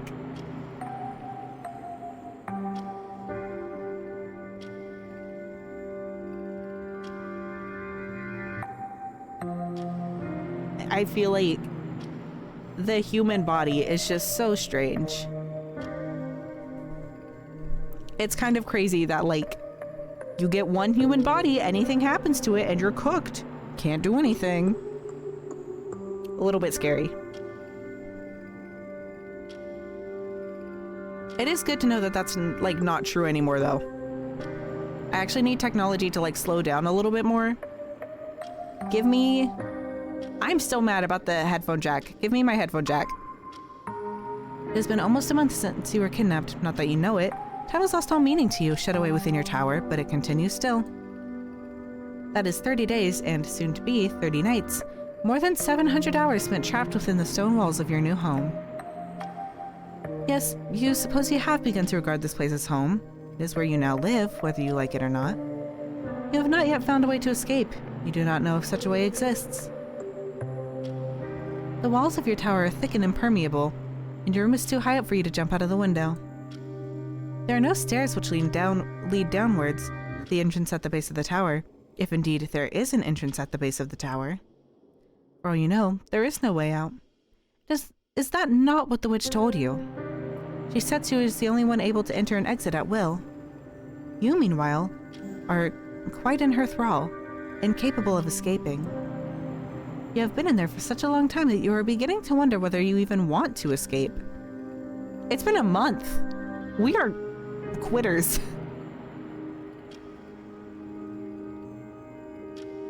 Where would you go if you were able to leave? What would you do? You do not know. So you continue to stay there.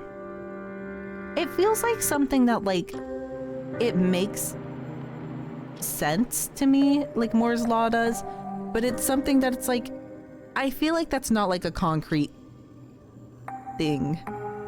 I don't think that's a thing that you could actually like significantly measure at a certain point. But I also don't always get it either, so, you know? Hi, Maggie. What? Come here. Maggie's in here. I love Maggie. She's making, I don't know what sound it's called. I call it the cat activation sound. But she makes that sound a lot, and it brings me so much joy. She's just kind of walking around my feet, making the cat activation sound. Oh, girl, stop tearing up the carpet. She's tearing up the carpet. How are you doing that? No, not like the chirping sound. Like, if your cat's kind of sleeping and like you pet your cat and your cat's like happy to see you. Like almost like a little purr, but not quite.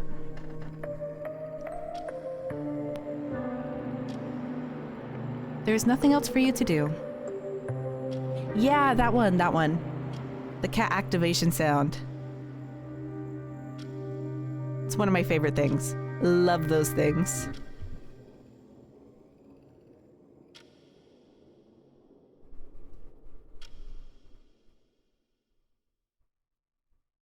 Do you ever feel like screaming, dear one? The witch asks you this question one day when she is sitting with you upon the bed. Sorry, I'm so distracted. Maggie really is just like circling my chair, and I am so excited.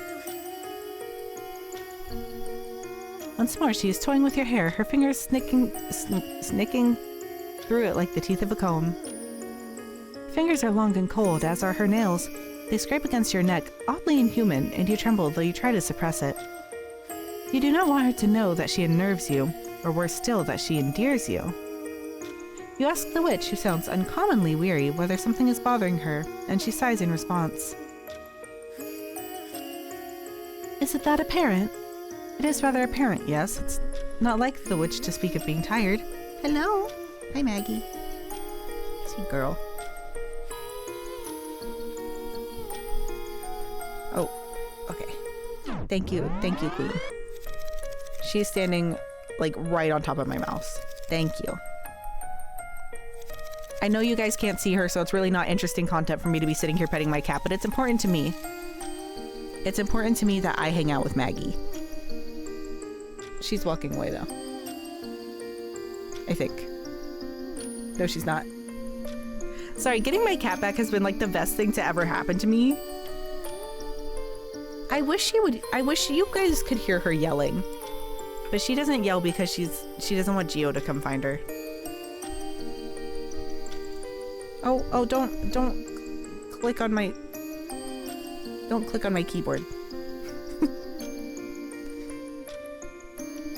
She does the thing when you pet like the side of her head or the top of her head, she like dips her head down and her entire head will just be fully upside down.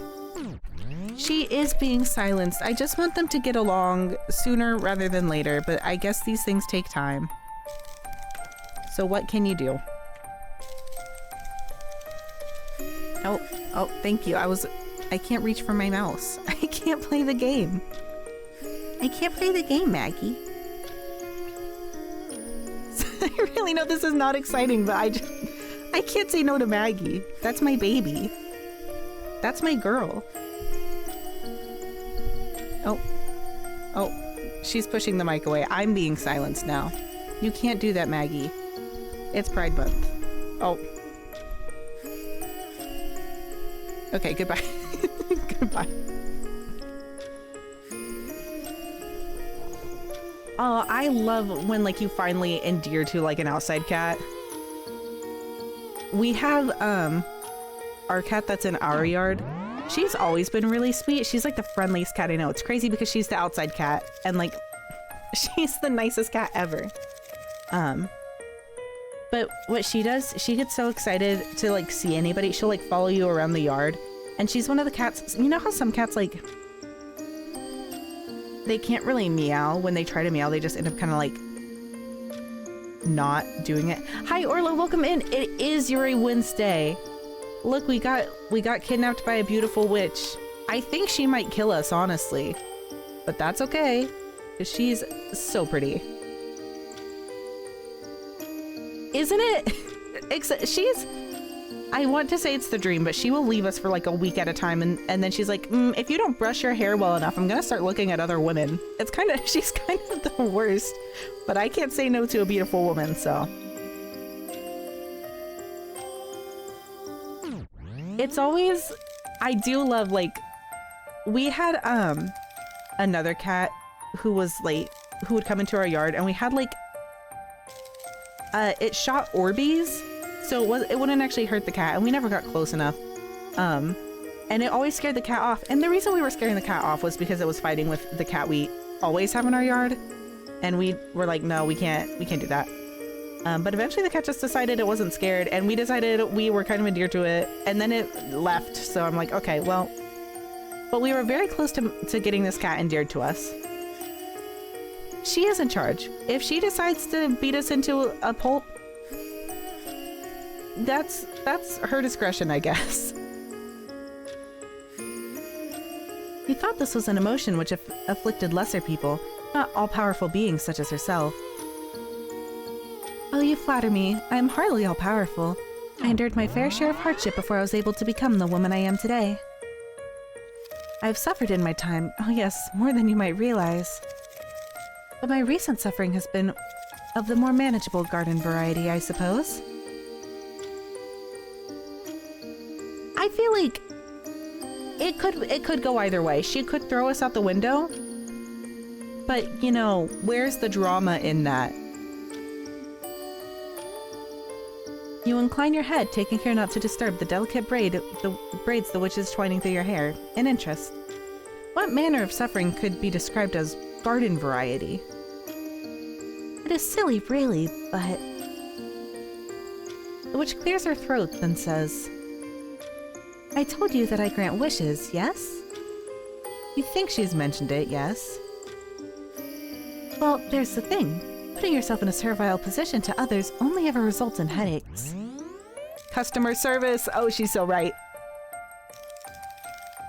So many girls demand so very much of me, it fast becomes tiring. And they can be so ungrateful, too. I've been doing my best to live up to everybody's expectations, but it wears upon me. I have rather begun to sicken of other people. They can go and rot for all I care.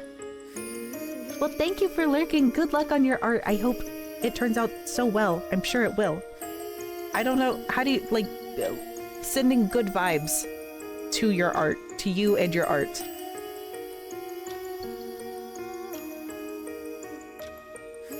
You're welcome. Have fun. Thank you for lurking. But you are different. I know no matter how much hardship I have to endure, you will not leave me. You will not abandon me. Why do you think that is? Let's think about this one. Why do you think that is? I won't let you. Okay, well, she's got it. I'm glad we're on the same page. She does not care about motivation. She cares about results. Are these more days she's abandoning us? Oh, she's back. My, you really have become obedient, dear one. The witch's voice is warm in your ear, her breath ghosting against your skin, as she sits behind you upon your bed.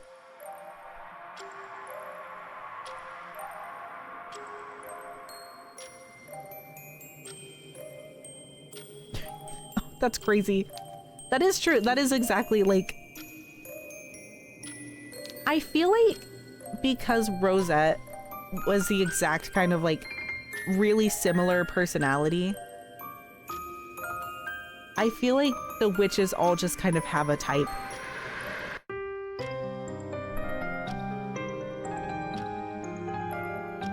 You do not want to. What would you be without her? At this point, you can hardly imagine. The witch, recognizing how dependent you have become, giggles and says, You really are a good girl. You were quite the handful in the beginning, but you've warmed up a good deal. It makes for quite the change. Now, tell me, dear one, you miss when I am not there.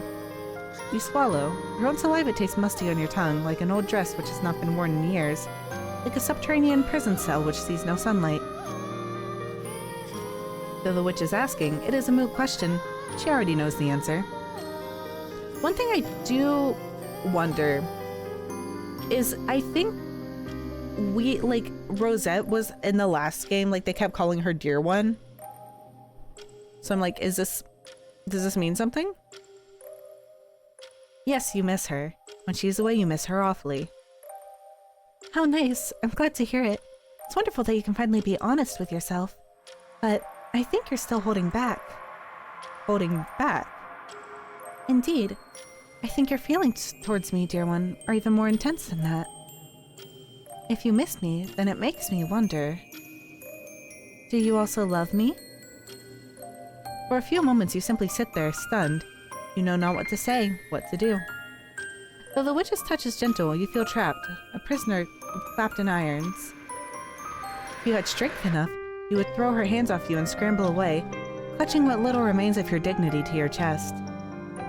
What dignity do you have left, really, when you have already surrendered yourself to a wicked witch? You can no longer pretend to have any airs and graces, but even then you find there's only one thing you can say to her. Whoa! Whoa! Maggie, are you seeing this shit? Maggie does not care. I don't love you. Oh? The witch frowns, her arms crossed. Stop drinking my water, please.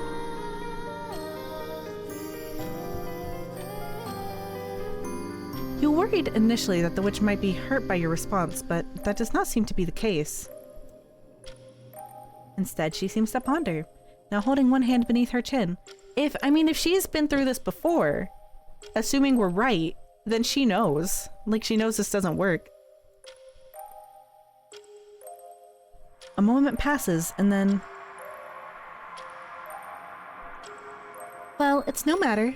I expected as much. We haven't spent all that much time together. Not yet, at least. For a witch, a few months is nothing, really. We are beings who exist beyond mere mortals' conception of time. We see years as seconds, once as a mere blinking of the eye. Could keep doing this over and over again until you profess to love me, as I know you do deep down. Here, the witch's smile takes on a sinister edge. She retrieves her knife from the air. Where did she pull that? You hardly know, then says, She's gonna get us. She's gonna get us. And I think that is just what I will do. Now, please don't squirm, dear one. This won't hurt too much. You want to ask her what she means and what she wishes to do with that knife. Hold the music. But you can't get the words out, though perhaps this is a good thing? Such questions are awfully trite and tedious. They are pointless beside. So I think this is Rosette, and she's doing the exact same thing to us. You already know what the witch is planning. She moves in, quick and nimble as a dancer, winding an arm about your waist. And this... something. Yeah, yandere witch. Maggie, I can't read. I cannot read. Maggie, please. Maggie. Oh, my keyboard. Maggie. Played against you. Feel her breath upon your cheek. What is that?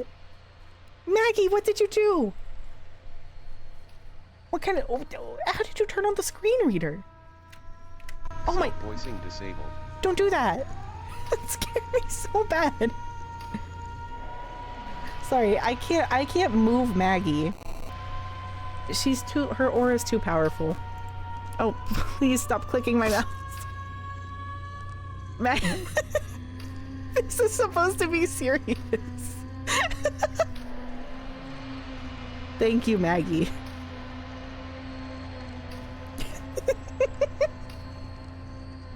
I'm just like, it scared me that my cat turned it on. Anyways, can I go back? Okay. You are her partner, pulled close to her chest as if in a lover's embrace. You feel her fingers splayed against you, feel her breath upon your cheek. Yeah, this is Maggie's channel. She's smacking my screen with her tail. Then you feel the blade of her knife. It enters your chest, plunging deep, deeper than you thought it possible for such a small knife to penetrate. Maggie, please. You gasp. You splutter. The front of your nightgown blooms red, just like a garish rose, so bright it hurts for you to look at. Please don't bite me. Oh, she's biting me. Okay. It's too painful. The smell of copper fills the air. It fills your mouth. Your vision begins to skew, as does your body. You pitch to one side, clumsy as a duckling, no longer a ballerina worthy of performing upon the same stage as the witch. She is graceful and elegant, as if she is made of air, and you have never felt more lumbering. You pitch to one side, the witch stepping back in a flurry of crimson as she does.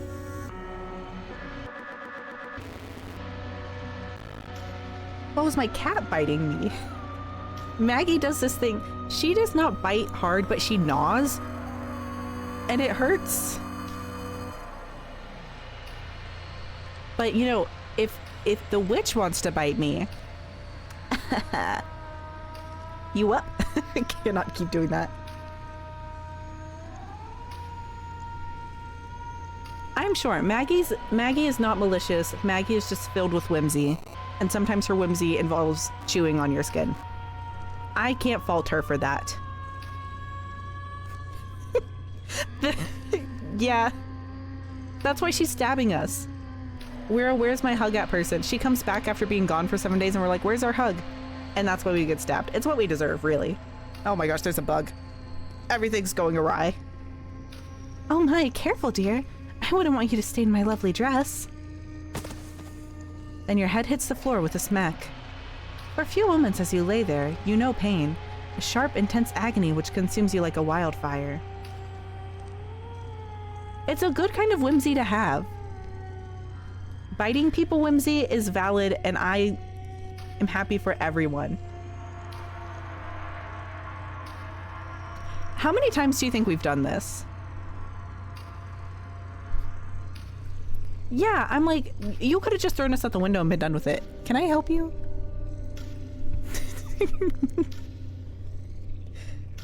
Oh goodness. Oh goodness. Oh, where are you going? She should have worn like an apron or something. Or like gone for something that would make us bleed out a little bit faster. Thank you for stopping by. Sorry you just got the evil parts of the Yuri Wednesday. Yeah, Nima, I'm so excited for that game to come out. Your blood... Maggie, please. Your blood pours from your chest, pulling on the floor in a sick, sticky puddle. Ow, ow. Don't do that. You try to breathe, but your body refuses you. Your lungs ache, and every inhalation is agony. I can't breathe like this. The few sad, pathetic snatches of air you are able to inhale taste like glass. It hurts. It hurts, it hurts. Stop biting me. Stop it. Oh my gosh. But to your immense relief, it doesn't hurt very long. The witch bends down, knife in hand. Gently, she caresses your face as though she means to soothe you, as though she cannot countenance how you came to be in such a sorry state. My apologies, dear one. I wasn't as efficient as I would have liked. I still don't have much practice with this, but I'm sure you'll forget it all soon enough. In a few minutes, this will all fade away, just like a bad dream. It is fun how cats have no semblance of, like, I'm causing pain. It's really fun. Then she plunges the knife into your limp, unresisting body once more. You feel the cold, inorganic material plunge deep inside you, chilling you from the inside out. The knife violates your body, which is fast becoming a corpse. More of your life's blood oozes from the gaping, violent wound in your stomach, which is very, very red, just like a rose. Then there's nothing. You bleed out, your vision blurring, and you die. You do not even have a chance to try and resist your fate. This witch is not merciful, no matter how she claims to care for you. She will not grant you such a reprieve.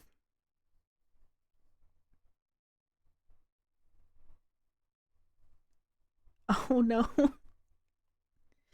Yeah, I have another cat at my mom's house, but she's happier to be at my mom's house. But what she'll do is if like she's laying on you, she'll stick one paw, she'll like crane one paw up and her claws will slightly be digging into like the base of your neck, and it's so scary because she's a cat who, like, if you pet her too much, she tries to attack you. So it's a very precarious thing when she does that. She's a sweetie. I think she's just she's got a lot of anger and she doesn't know how to deal with it. Why would she when you rejected her so callously? In this fairy tale theater full of bad endings, you reaped what you sowed with your cruelty, your callousness. Don't worry, this is not the end. It's so funny. Gio is constantly, she'll be like, pet me, love me, pay attention to me, and then I do, and then she's like, how could you? Don't touch me, I'm overwhelmed. And it's like, okay, queen, live your truth. Don't you know that all fairy tales have to have a happily ever after? Yeah, just don't breathe at me. They're just stating boundaries. You feel sick when you finally wake up. Like an injured animal, you lie there, so enfeebled you can scarcely move. Your chest hurts as though it was recently split apart. Oh. So last time she probably did turn us into a meat pulp last time. She probably broke our skull. Or we jumped. Your heart, meanwhile, hammers anxiously in your breast, a thick, unwieldy piece of muscle which is working too hard to assert its own existence. With trembling fingers, you look down. You'd half expect to find the front of your nightgown dyed red with blood, but it is not to be. Your nightgown is a pure, peerless white instead, the fabric smooth and unwrinkled. How peculiar.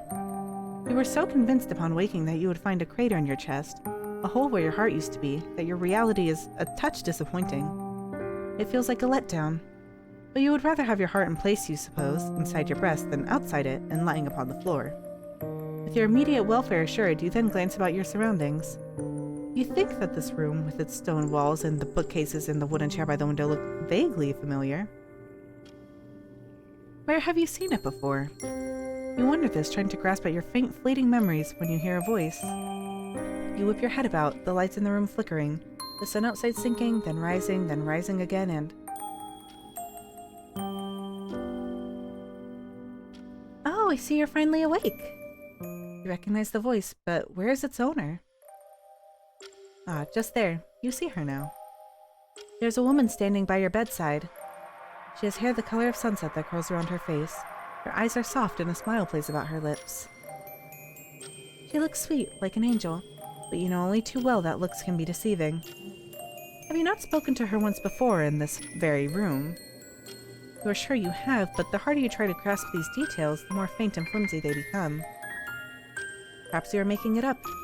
You have always had a penchant for daydreaming. You have not seen this woman before, and if you have, you must have seen her in a dream. Or else, perhaps, a nightmare. Oh, you poor thing, the woman tuts. It's almost as though she can tell what you're thinking. Or maybe she can simply see your feelings written upon your face, because she says, You look to me in a bad way. You're awfully dazed, but I ought to be able to help you. Here, drink this.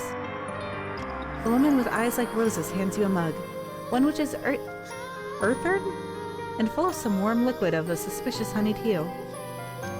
You look down at the cup and its dun brown contents askance.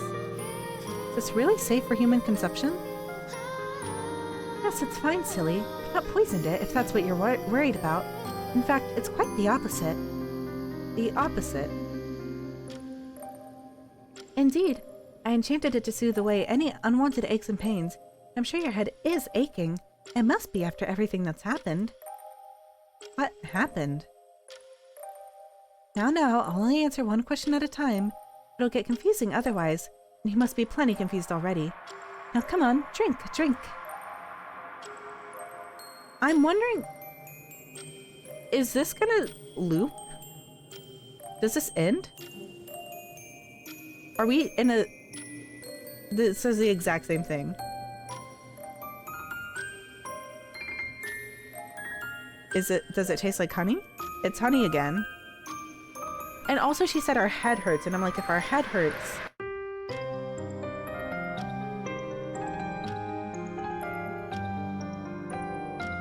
What is...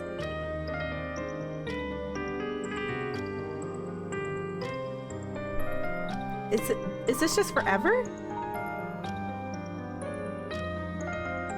Settings, hold on. Skip red text.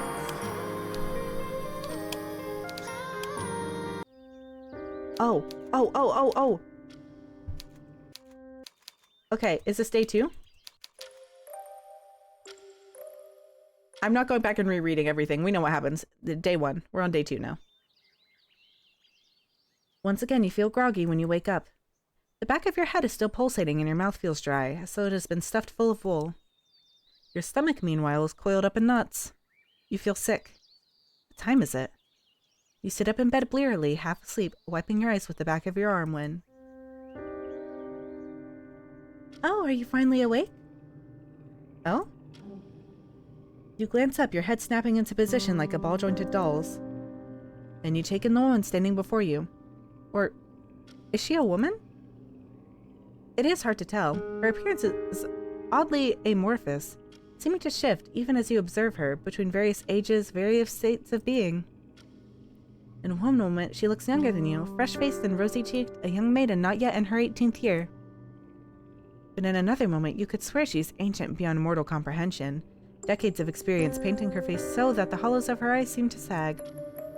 How old is this girl-woman? This apparition of no fixed appearance, with her pale skin and her pale pink hair.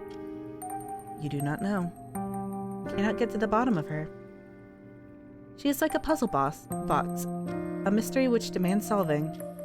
But you are tired and your head hurts and you scarcely know who you are, let alone this girl, this woman is.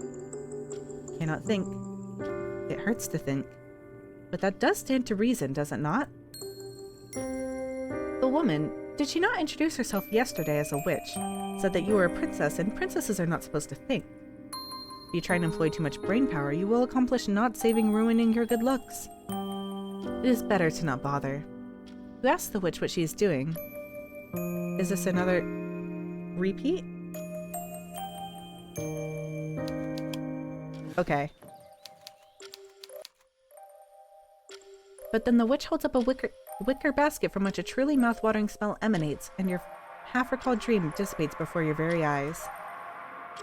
The witch giggles and, in a girlish manner, she says, "Hungry?" Briefly, you think of denying her query. Though you know you are being unreasonable, it feels almost like an accusation, as if she is mocking you for needing to consume food to live. For some reason, admitting to the witch that you possess such base needs feels excruciating. You would just as soon admit that you like rolling about in the dirt like a beast. That is how she makes you feel. Keep your mouth closed, your lips pressed together, but though your mouth might be silent, the rest of your body is not so obedient. From your stomach a low, earthy rumble emits, loud enough that there is no mistaking it. You wind your arms about your stomach, but it makes not a blind bit of difference. It continues to rumble regardless, low and deep like an undersea disturbance. The witch notices it. Well, of course she does. How could she not? And she giggles. Well, at least your body's honest, even if your mouth isn't. Your face flushes bright red at this. All the indignities, but the witch does not linger upon it. Perhaps she is trying to spare you. But she reaches into her wicker basket, then holds a flaky pastry out towards you. You stare at the pastry, your gaze affixed to it as if it were a holy grail, a sacred relic.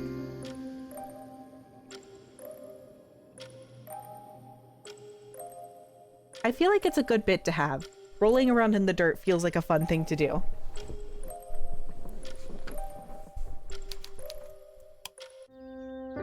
Okay.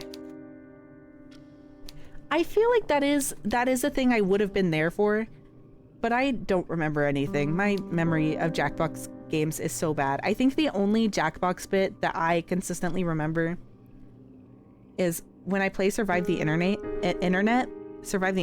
there's the picture one.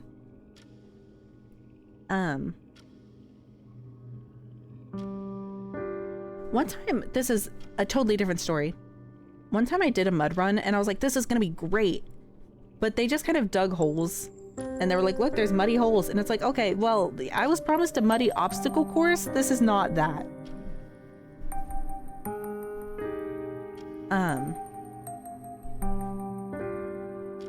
That's a lot of dirt to make to submerge yourself.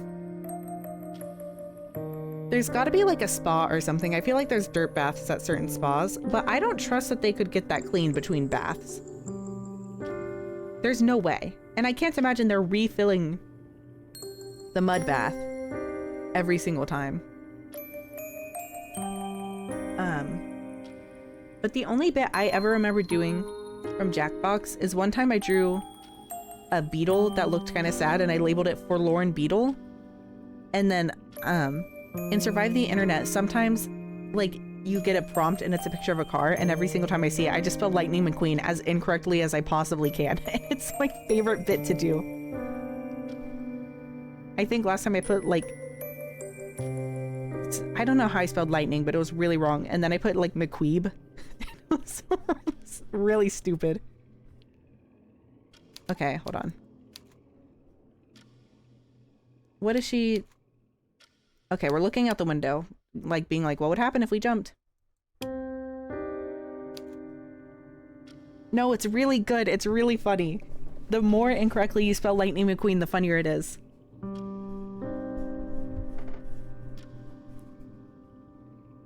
Okay, no, that's on you. That's on you. That's a you problem. Look into your soul. Look into your soul. Reflect on your words. I'm full of whimsy and joy. And you are trying to bring me down. That's you. That's you. You're sick.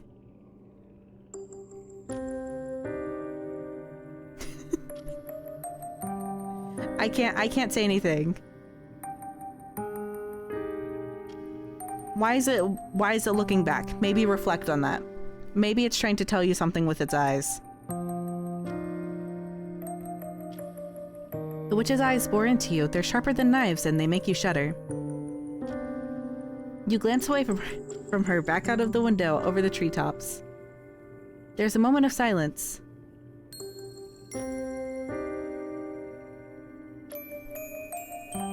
I don't know. Think about it. I don't know. Ponder something. Find an item and ponder it.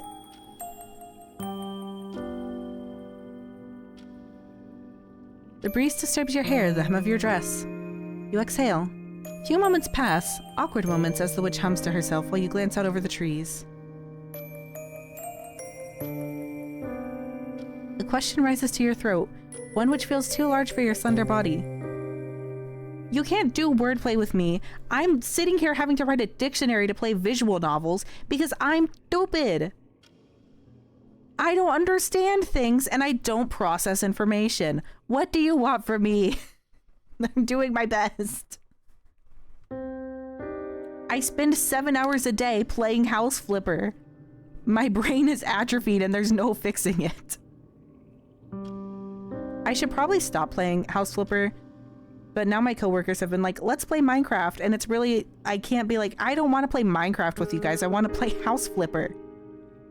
But I'm not in a Minecraft mood, and I went really far in Minecraft, got a ton of stuff, and then died too far to get my stuff. And I was so upset that I couldn't keep going, but I kind of had to because I didn't want them to like kick me out of the world. Hi, Maggie.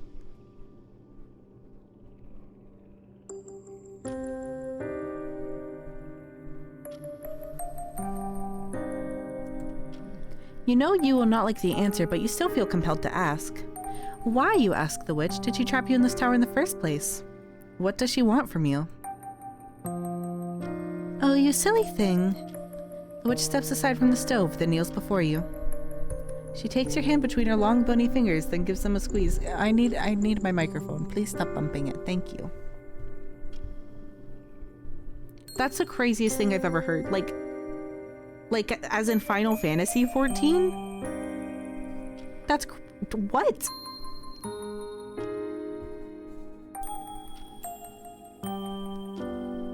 That's crazy.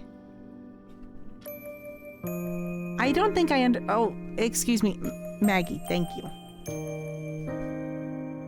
Hello, yes, I see you. I see you. Thank you. I'm trying to get it so she can go in my lap, but she just wants to walk around and bump into all my stuff. Oh, please don't turn my computer off. Having a good brain dead game is always a good thing. That's my thought process. Having something to just do. Cause I was waiting on two different things. I'm still waiting for one of the things. I had been waiting for like I had put in a commission for something and I was waiting to see if they accepted it or not, and it was something I've been kind of like about and then what are you doing? Leave that alone. Thank you. And the other one, I applied for the master's program, and I do think it's possible they're going to reject me because I applied for one in a subject that I'm not very good at. So it's fully possible they're going to reject me, and they like had not gotten back to me, and they still haven't, which is crazy because it's like I need to be accepted into the program to take the prerequisite classes before I can sign up for actual classes. But like I wasn't getting answers on either of those things, and I was going so crazy that I was like brain dead game time, and that's how I got back into House Flipper. But honestly, it's really fun. As soon as like on one hand I get it, but on the other hand I'm like, no, I don't actually. It's a self-paced online class. What do you mean I can't just take it even if I'm not accepted? That'd be good for me. What if I want to just learn this stuff? But I've learned that this university that I applied to operates like a hellscape. Like they just it's awful. She takes your hands between her long bony fingers, then gives them a squeeze. Shock of cold knifes through you and you shudder. A shock of cold knife through, like she stabbed us? Many things to think about. With wide deer-like eyes, you observe the witch, as softly she says, I don't want anything from you. I just want you. You do not understand the distinction, and you tell her as much. What does she mean? What I said. You don't need to do anything, dear one, or say anything. You don't need to be anything, other than yourself, of course. That's straight up just not true. I didn't bring you here because I desire you to act in a certain way. I just wish to enjoy your company. I know you're lying. There's something a little flattering, you suppose, about that. Your heart flutters, color rising to your cheeks. But it still does not answer your question. If she wanted only to enjoy your company, why did she have to keep you a prisoner? Could she not enjoy your company in another manner? One that's less inconvenient? She's gaslighting us. Naturally, that is what I wished, but it isn't so easy, you know? It isn't? No, dear one. You are a princess, you see, and I am a witch. We could not have been together if you had remained in the palace. You would have been wed to a boorish, loutish prince who wouldn't appreciate you, and I would be distraught. Distraught? Does she truly care for you that much? I care for you a lot, dear one. The witch speaks softly, her voice disarmingly gentle as she cups your cheek, her fingers sliding into your hair.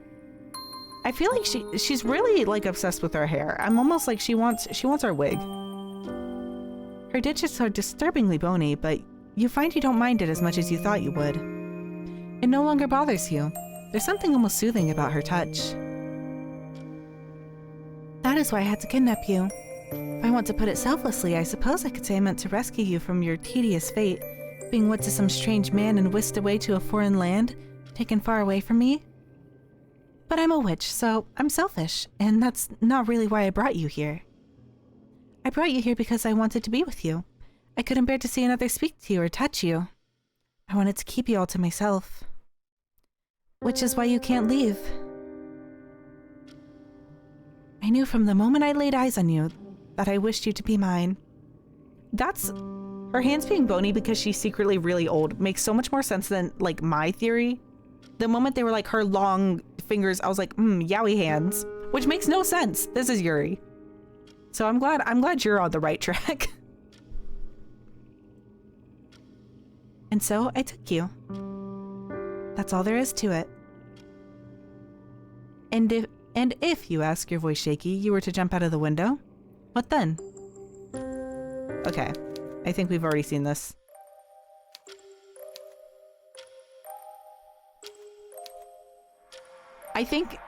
I mean, if she's the Omega, like, we're certainly not the Alpha. That's certainly not it. Okay, this is the she has a job conversation.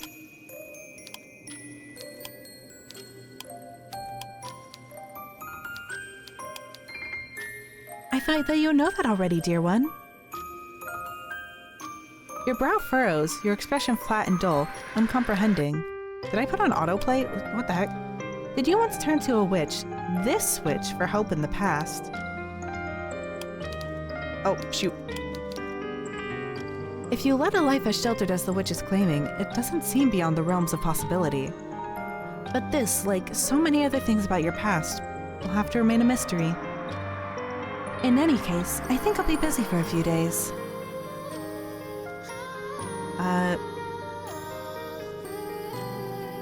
Same thing again.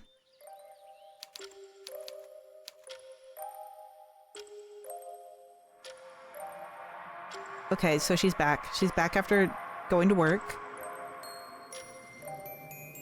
Though you have always had a fondness for reading, books can only alleviate so much of your loneliness. Yes, you think that is the right word for it. Your tower is lonely.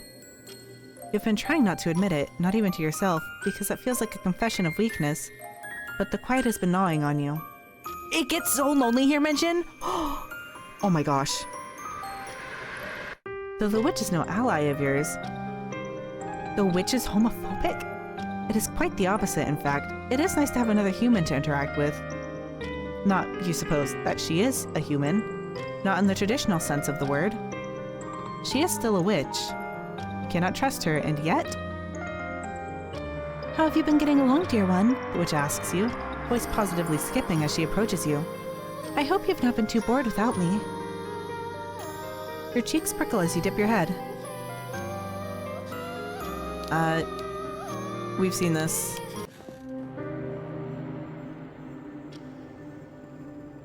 Okay, this is like our daily routine. Then when the night falls, she takes you to bed, embracing you, your body slotting together as if it were meant to be. Though her touch unnerved you in the beginning, you begin to find a strange sort of comfort in her proximity. Who else do you have, after all, to spend time with? Who else will look at you like the witch does, with enchanted eyes, as if everything you have to say, not that she gives you ample opportunities to speak, is utterly enrapturing? You have never met anybody like her before. At least, you do not think you have. Your past is hazy, your memories vague and cloudy like the surface of an old mirror, and you cannot remember. Still, you think that the witch must be special. She makes you feel special, and that is reason enough to hold her in high esteem. Then when she leaves you, you cannot help but feel her loss. The tower feels uncomfortably empty in her absence, like a newly missing tooth, an empty cavity which aches. You sit up in bed early in the morning after her departure and toy with your hair. You run your fingers through it just as the witch did, but you are hopelessly clumsy and your fingers falter. Okay, I think we've seen this.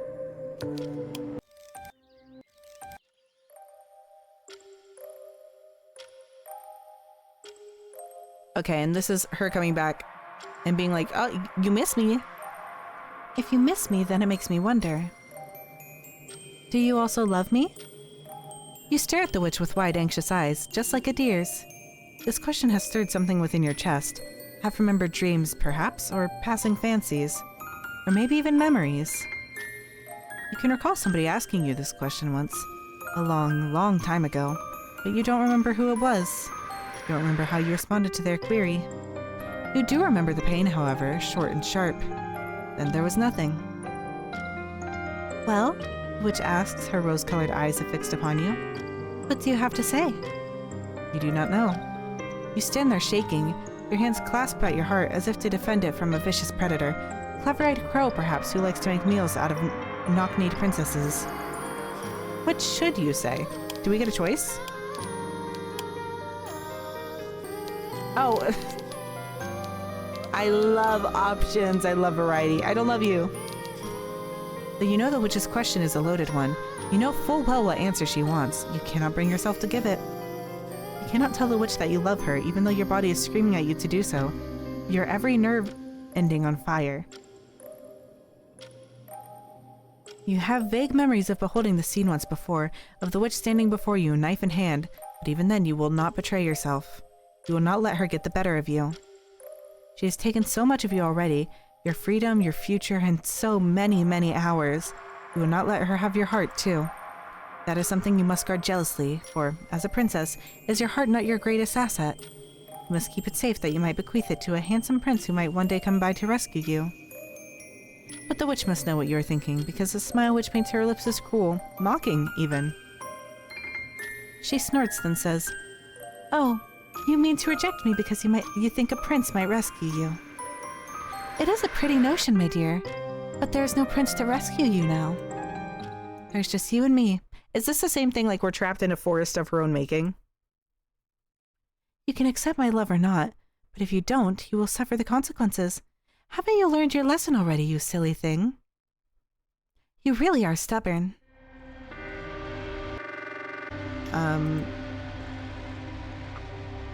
Okay. You know from past experience how very devastating that blade can be. You're sure now as you back away from your captor that this scene has played out once before, exactly as it is now. You're sure that the witch has descended upon you, knife in hand, but your feet refuse to move. They root you to the spot as if you are an old oak tree incapable of breaking away. This is simply your role to play in this story. Fair, pretty princesses always meet tragic ends like this when there are no princes about to rescue them. You played with fire, you poor little fool, and now you have become hopelessly burned. The witch plunges the knife into your breast for a second time while you stand there unresisting. This time she makes quicker work of you. She pierces your heart in a single blow. Your body slumps to the ground, senseless, just like a doll's. And once again, the cycle repeats itself. You feel pained when you finally wake up. Your whole body burns as though cast into flames, and the first thing you do upon waking is scream. You scream over and over again like a banshee, all while tearing at your body, grabbing fistfuls of cloth between your fingers as if you mean to rend your own nightgown asunder. Somebody stabbed you, you can remember that much. A knife punched into your chest, between your ribs, and pierced your heart. You bled out and you died, and it hurt. It hurt so, so much. You don't know why you're still sitting here unblemished or why you're still breathing. What is going on? You shouldn't be alive. You died. You're sure of it. You know that you died. You felt yourself dying. You felt your corpse slowly becoming cold as you lay there, still and stiff, a porcelain doll made immovable, immutable flesh left to mold and wither away. But your chest is whole, your nightgown clean. There is no blood. There is no wound. What happened? You examine yourself, your heartbeat slowly steadying. With shaking hands, you press your fingers to your chest, as if this act might reveal some secret cavity in which you can wriggle your digits inside like worms. Pat yourself down, but in vain. There's nothing wrong with you at all. Now you are starting to feel rather silly. You flush, embarrassed at your unseemly conduct, when all of a sudden you hear a footstep.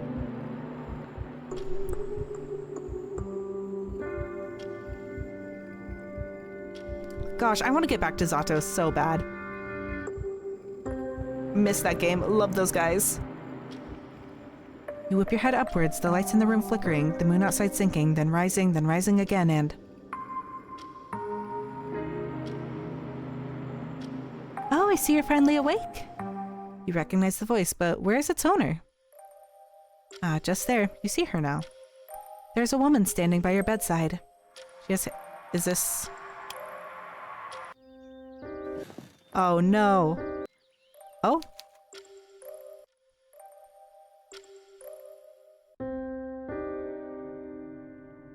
In this moment, you are the only princess that I care for, and I will take good care of you. I can promise you that.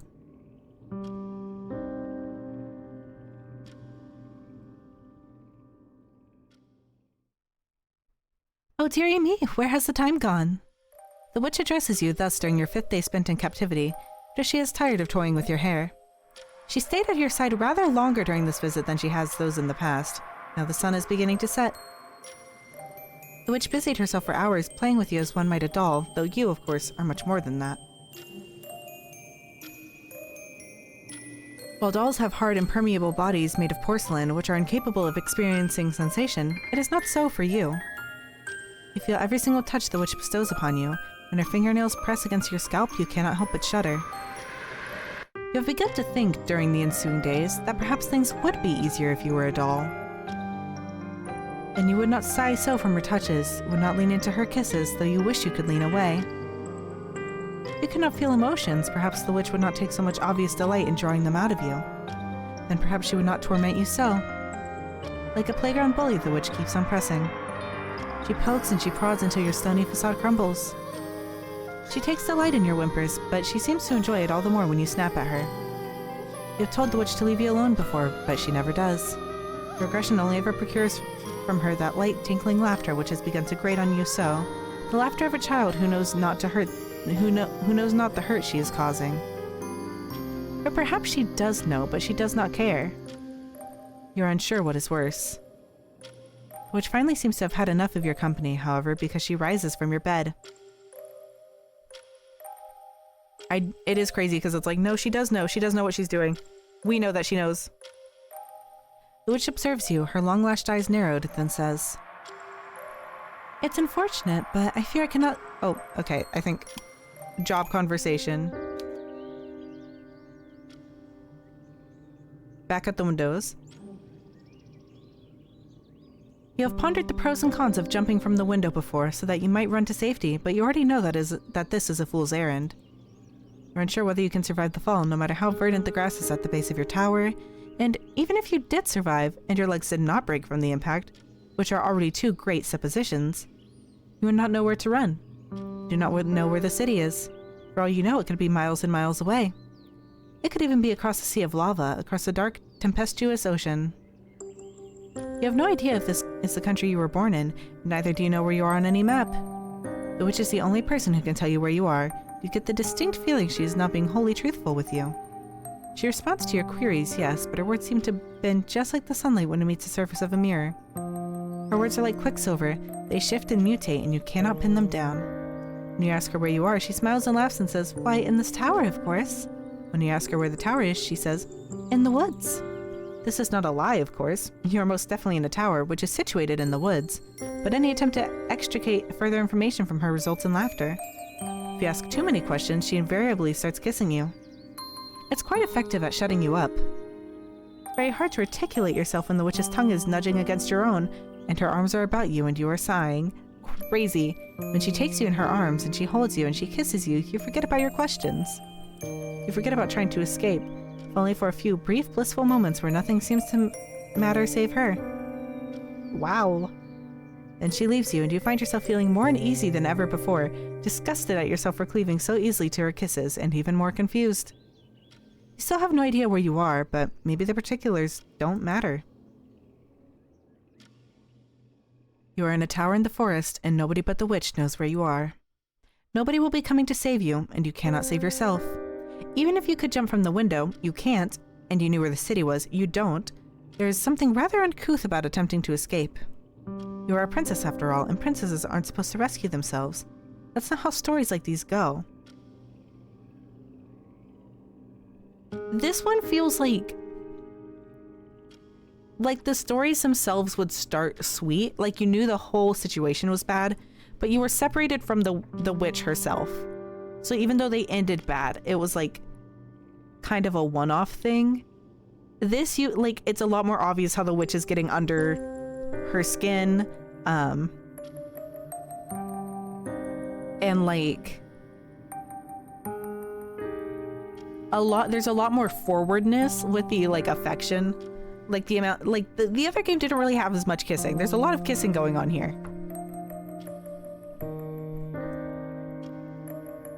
They're supposed to wait until a handsome prince rescues them, and that's what you do.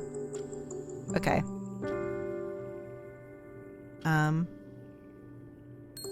think we've already read all that, so. Okay. Yeah, and the sharing the one bed. But I don't think she sleeps in the room is the only thing.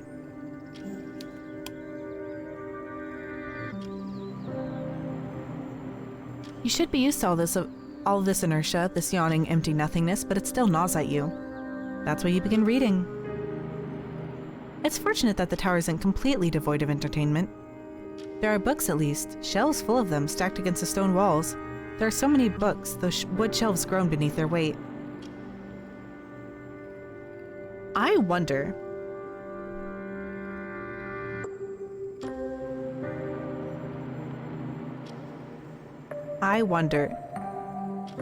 Because she said she's kidnapped other princesses before, and she brought us the books as a gift.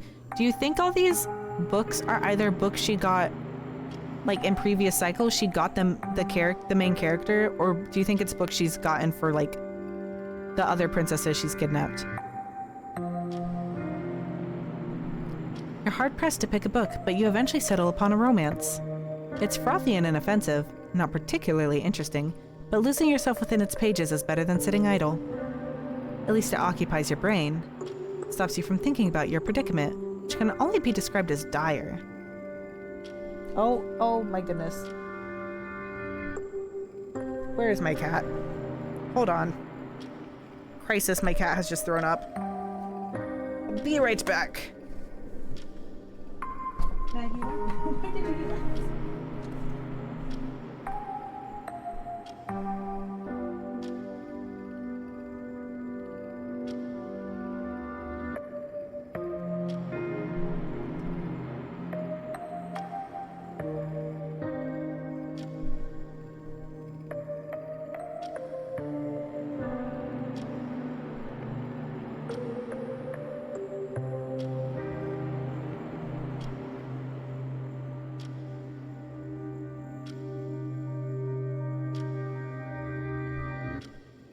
Okay, well, I guess...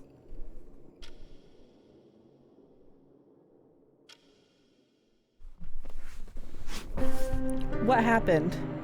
What happened? Please elaborate, I'm nervous. I thought she threw up, but I guess she just thought she was going to and didn't. Yeah, it's one thing. I need to look at the, like, when it loses tracking and stuff. It's kind of hard because to get out of my desk, I have to, like, spin my chair around and, like, walk around it because I have a corner desk, except it's not stuck in the corner. So I can't, like, quickly get away from my model. Sometimes it's more of an issue than other times. It is always embarrassing when it happens, but there's only so much I can do. And it stops you too from thinking about her.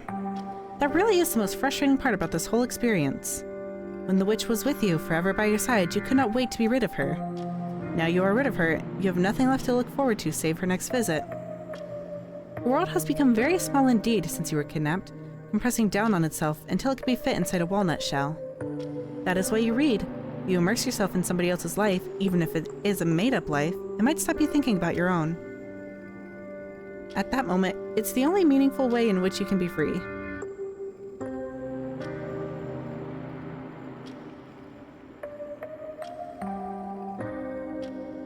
Is this...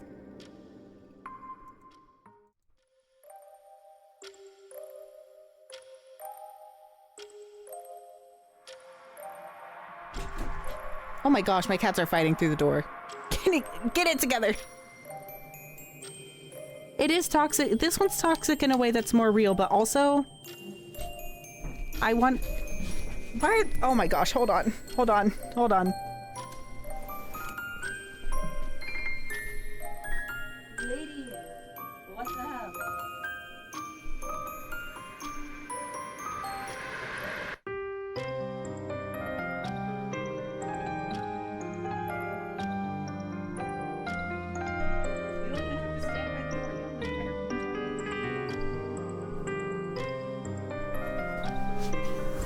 Okay, I'm back. So sorry. So sorry. This is gonna be how streams are for a while. Dear one, it really is good to see you again. I missed you. Okay, we saw this. The witch retrieves the brush from your bedside table, then approaches you. She has done this many times before, but you find yourself shrinking away from her regardless. You do not want the witch touching your hair. You do not want her touching any part of you. You do not want to be alone, but you do not want to be with her either. You do not want her to disappear, but you cannot bear to look at her. Paralyzed by indecision, not knowing what you want, not knowing what to say, you edge away, small and afraid, while the witch smiles. Now let me make you beautiful. The mattress depresses beneath the witch's thighs and you sigh. You know there's little point in trying to pull away from her. Even if you did, where would you go? I think we read this before.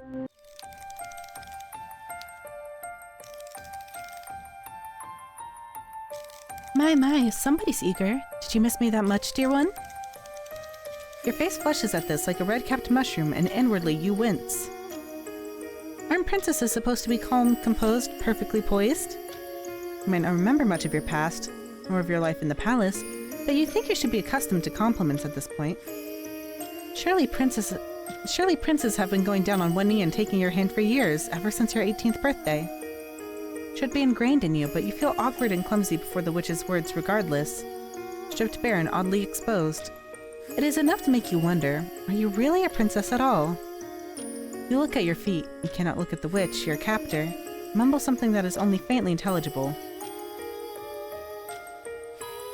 Is this... the same? Okay, that's the same.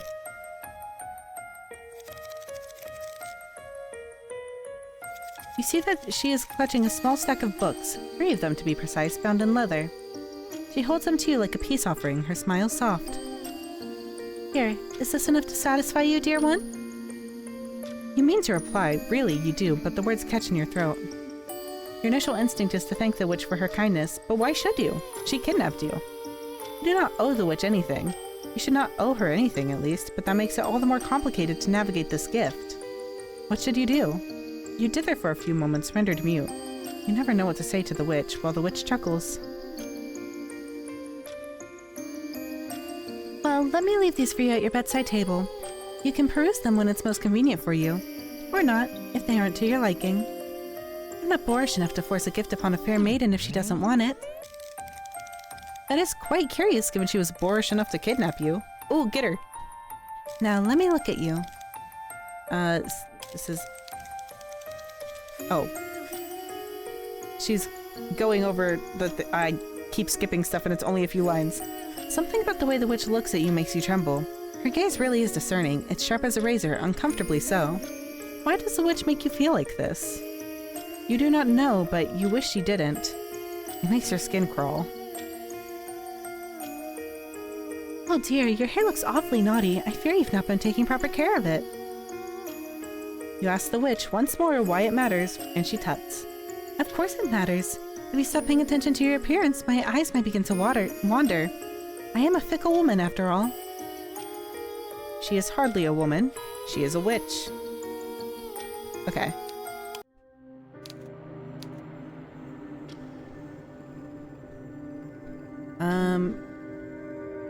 Okay. Where would you go if you were able to leave? What would you do?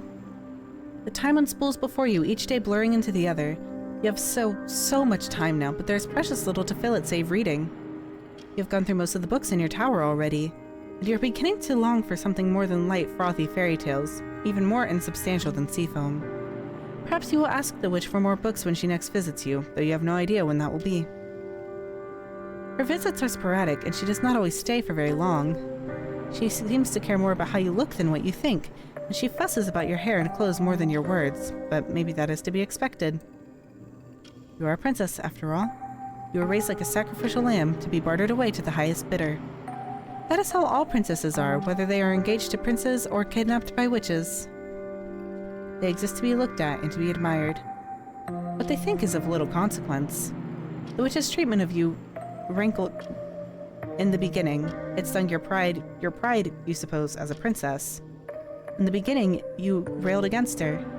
Now, however, you have begun to miss her company.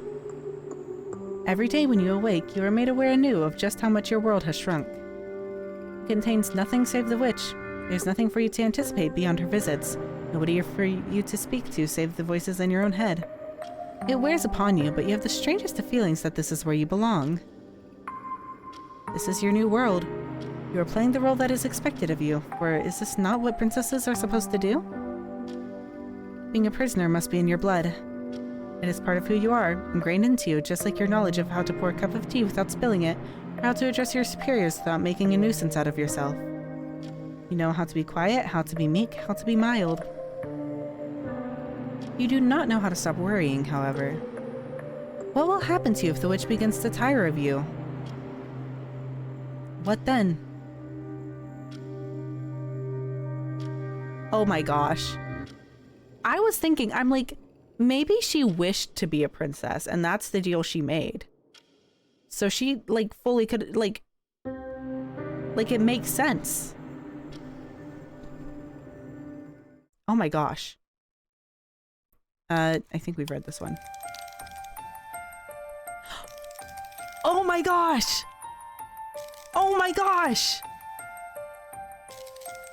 It is her! It is her. This is her. So many girls demand so very much of me, it fast becomes tiring. And they can be so ungrateful, too. It almost feels like being back in the conservatoire again. The conservatoire? What is that? Some sort of school for witches?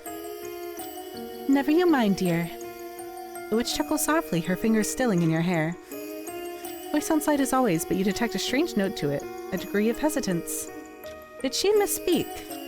Perhaps she let slip a bit more than she intended. It is a nuisance, that is all. Without that I would not take on more favors for others, but even witches must fulfill their purpose. I've rather begun to sicken of other people. They can go and rot for all I care. But you are different. I know no matter how much hardship I have to endure, you will not leave me. You will not abandon me. I won't let you. Interesting. I'm wondering if this will resolve in this loop because there's so much more like new stuff, or if we're gonna have to play through it a fourth time. Oh my gosh, is she just not gonna show up? Are we gonna die? Okay.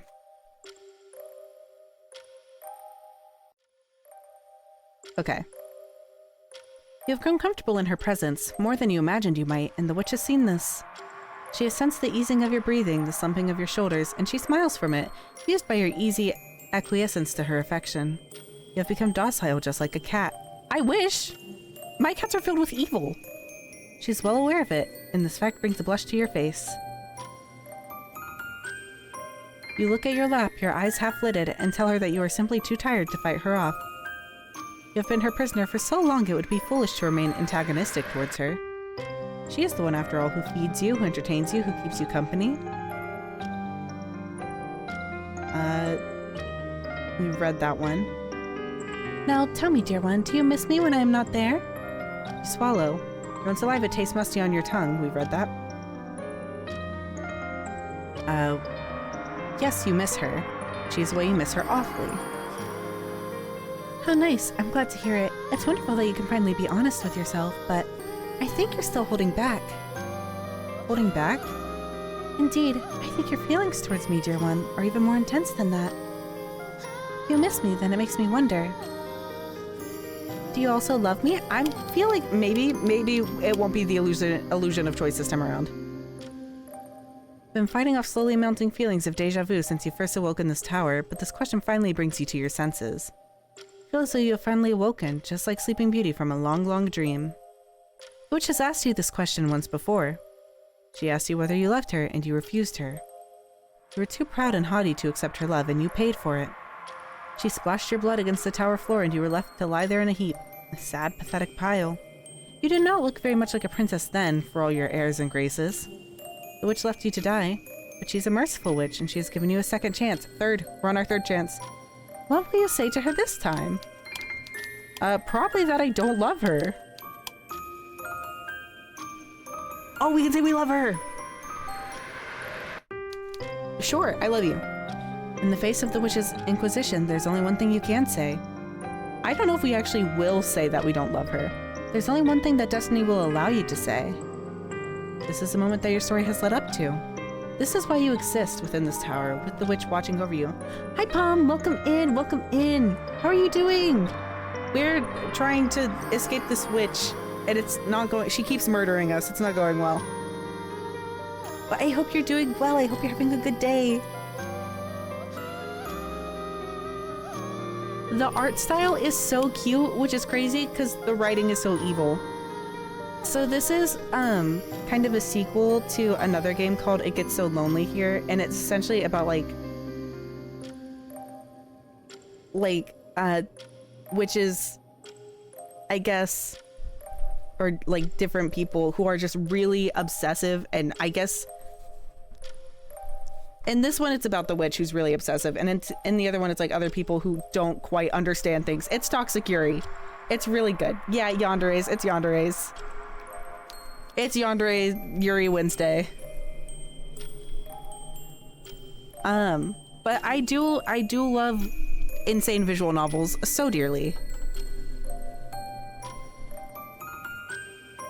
This is why you exist within this tower, with the witch watching over you.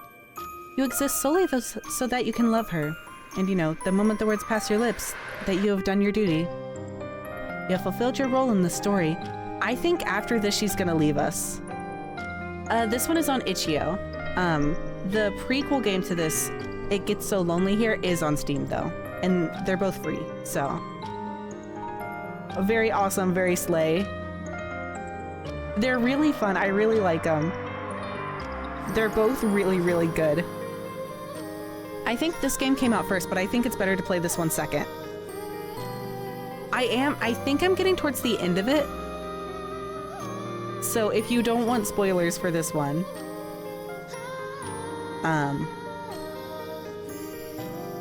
I don't, not like, it's not like spicy, if that's what you're asking. There is like,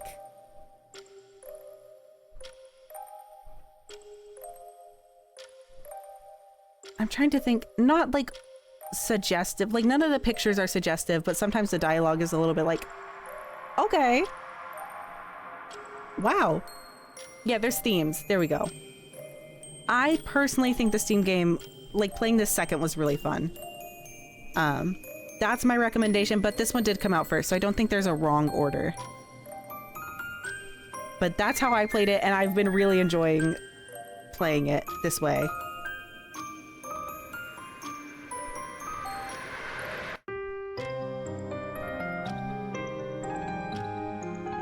It's very fun. This game is fun. I love this game. It's very... I love Toxic Yuri. I love Toxic Yuri so much.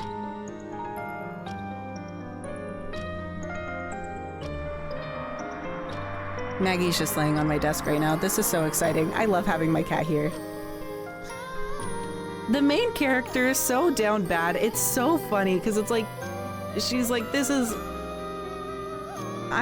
a crazy situation. Then she's like, but what if?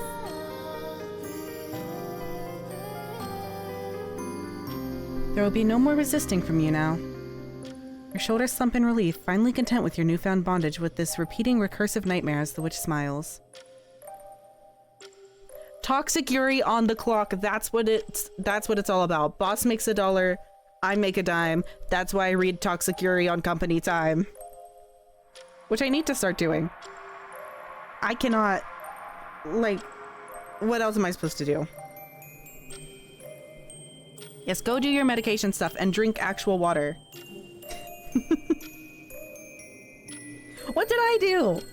What did I do? I just work here. I'm an employee. Leave me alone. I've done nothing wrong.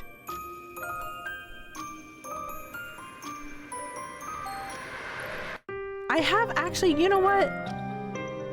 No, but that was at a different job. It's true. That's, you just gotta do, you gotta do what you gotta do.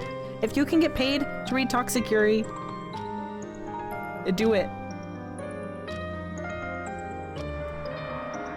She looks at you tenderly as a mother might a child, as though you are her child, and you have pleased her by eating all of your vegetables or tidying up your toys.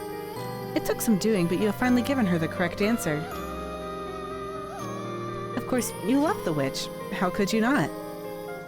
She is all you know in this world, and all you have to rely on. And is blind reliance not what love is? The witch seems to agree because she giggles. Her fingers curl against your captive cheeks, her nails digging into them just hard enough to hurt, so sharp she threatens, for a brief moment, to draw blood. But your concerns are soon allayed, or else overwritten when the witch leans in. Softly, she says, I knew you couldn't keep holding out against me.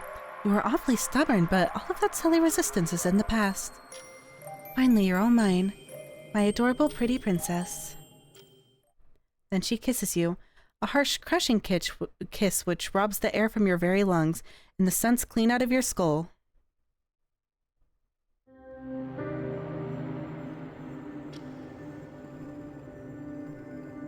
I don't know how well this is actually going to go for us. I think she's going to get bored.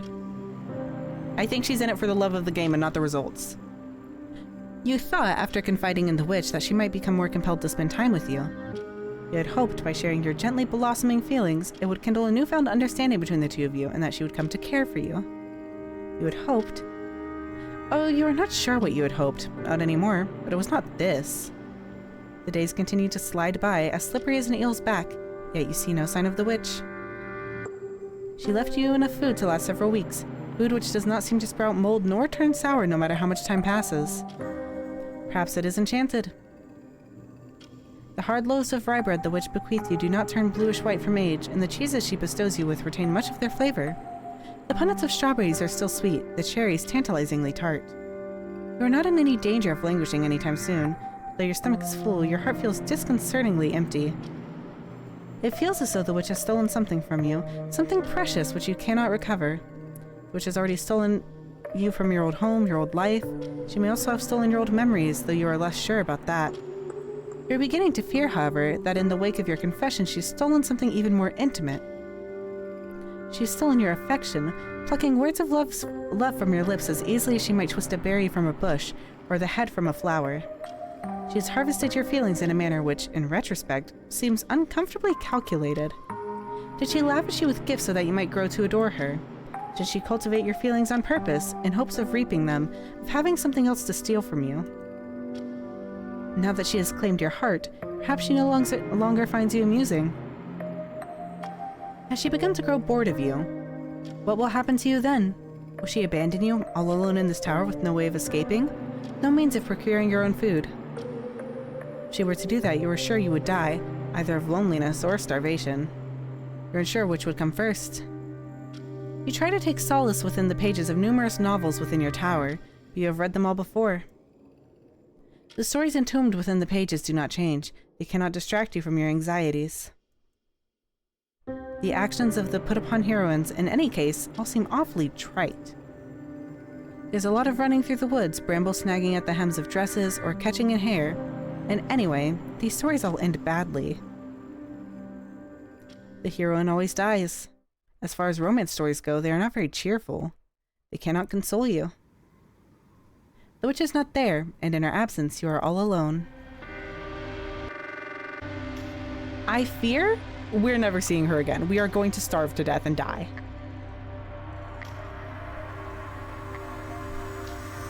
The days continue to pass, but little changes. The witch pays you a handful of visits, but they are infrequent. Few and far between, they are depressingly perfunctory alongside it. These visits do little to assuage you that the witch still loves you. How can she when she comes and goes so very easily, just like a cat? If she loved you, she could really abandon you without a backwards glance. You do not know, or perhaps you do not want to. Dwelling upon it is too uncomfortable. Does the witch not know what she is doing to you? Does she not know how much you have come to care for her? Surely she must, for it was she who pulled that confession. Timorous though it was, that's another new word. Writing that one down too for the word list. Timorous. And uneasy from your lips. You told the witch that you loved her, and she has repaid you by abandoning you. Did you come on too strongly? Was she unhappy to hear of your affection for her? That cannot be right, though. Not when she laughed upon hearing your confession. You thought that it would make her happy, but was that not presumptuous of you? What do you know of the witch? You do not even know her name. You work yourself up into knots with every day which passes, so much so your insides feel uncomfortably tangled. Not knowing what to say, nor what to do, you remain mute. It's easier to say nothing than to say too much, to shatter what little regard the witch might have for you. But you ache for her presence, for her attention, and for her affection. And so, unable to stop yourself, you find yourself asking the witch what you did wrong. Why has she been avoiding you? Avoiding you, dear one?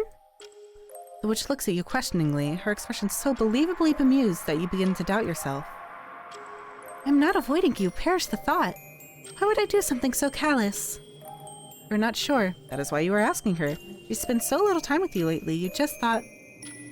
Ah, that is where you're getting tripped up, dear one. You are a princess, therefore you should not think. You have no need for it.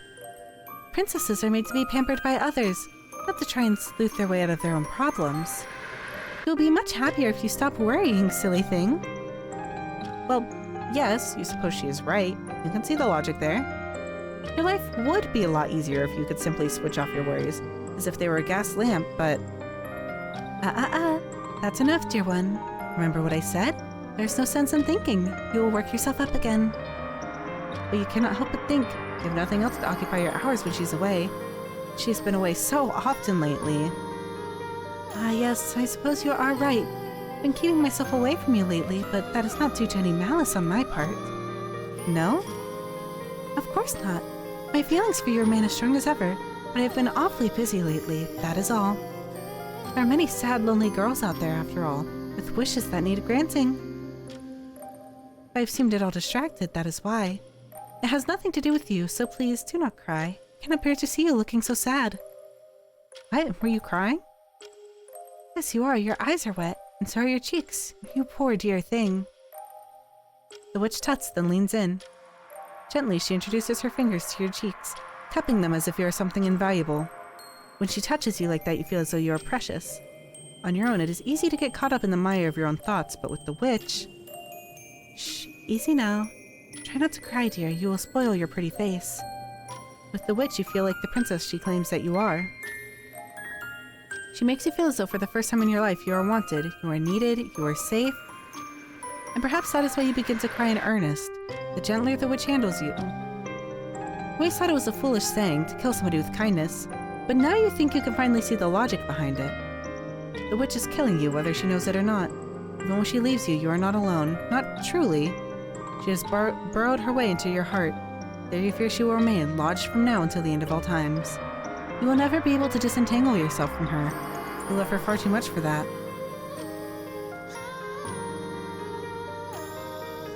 Wow. Wow. Terrible, awful. You try to maintain a positive attitude as the days elapse, afraid that you might deter the witch if you become too mawkish. That's another new word. I love learning words.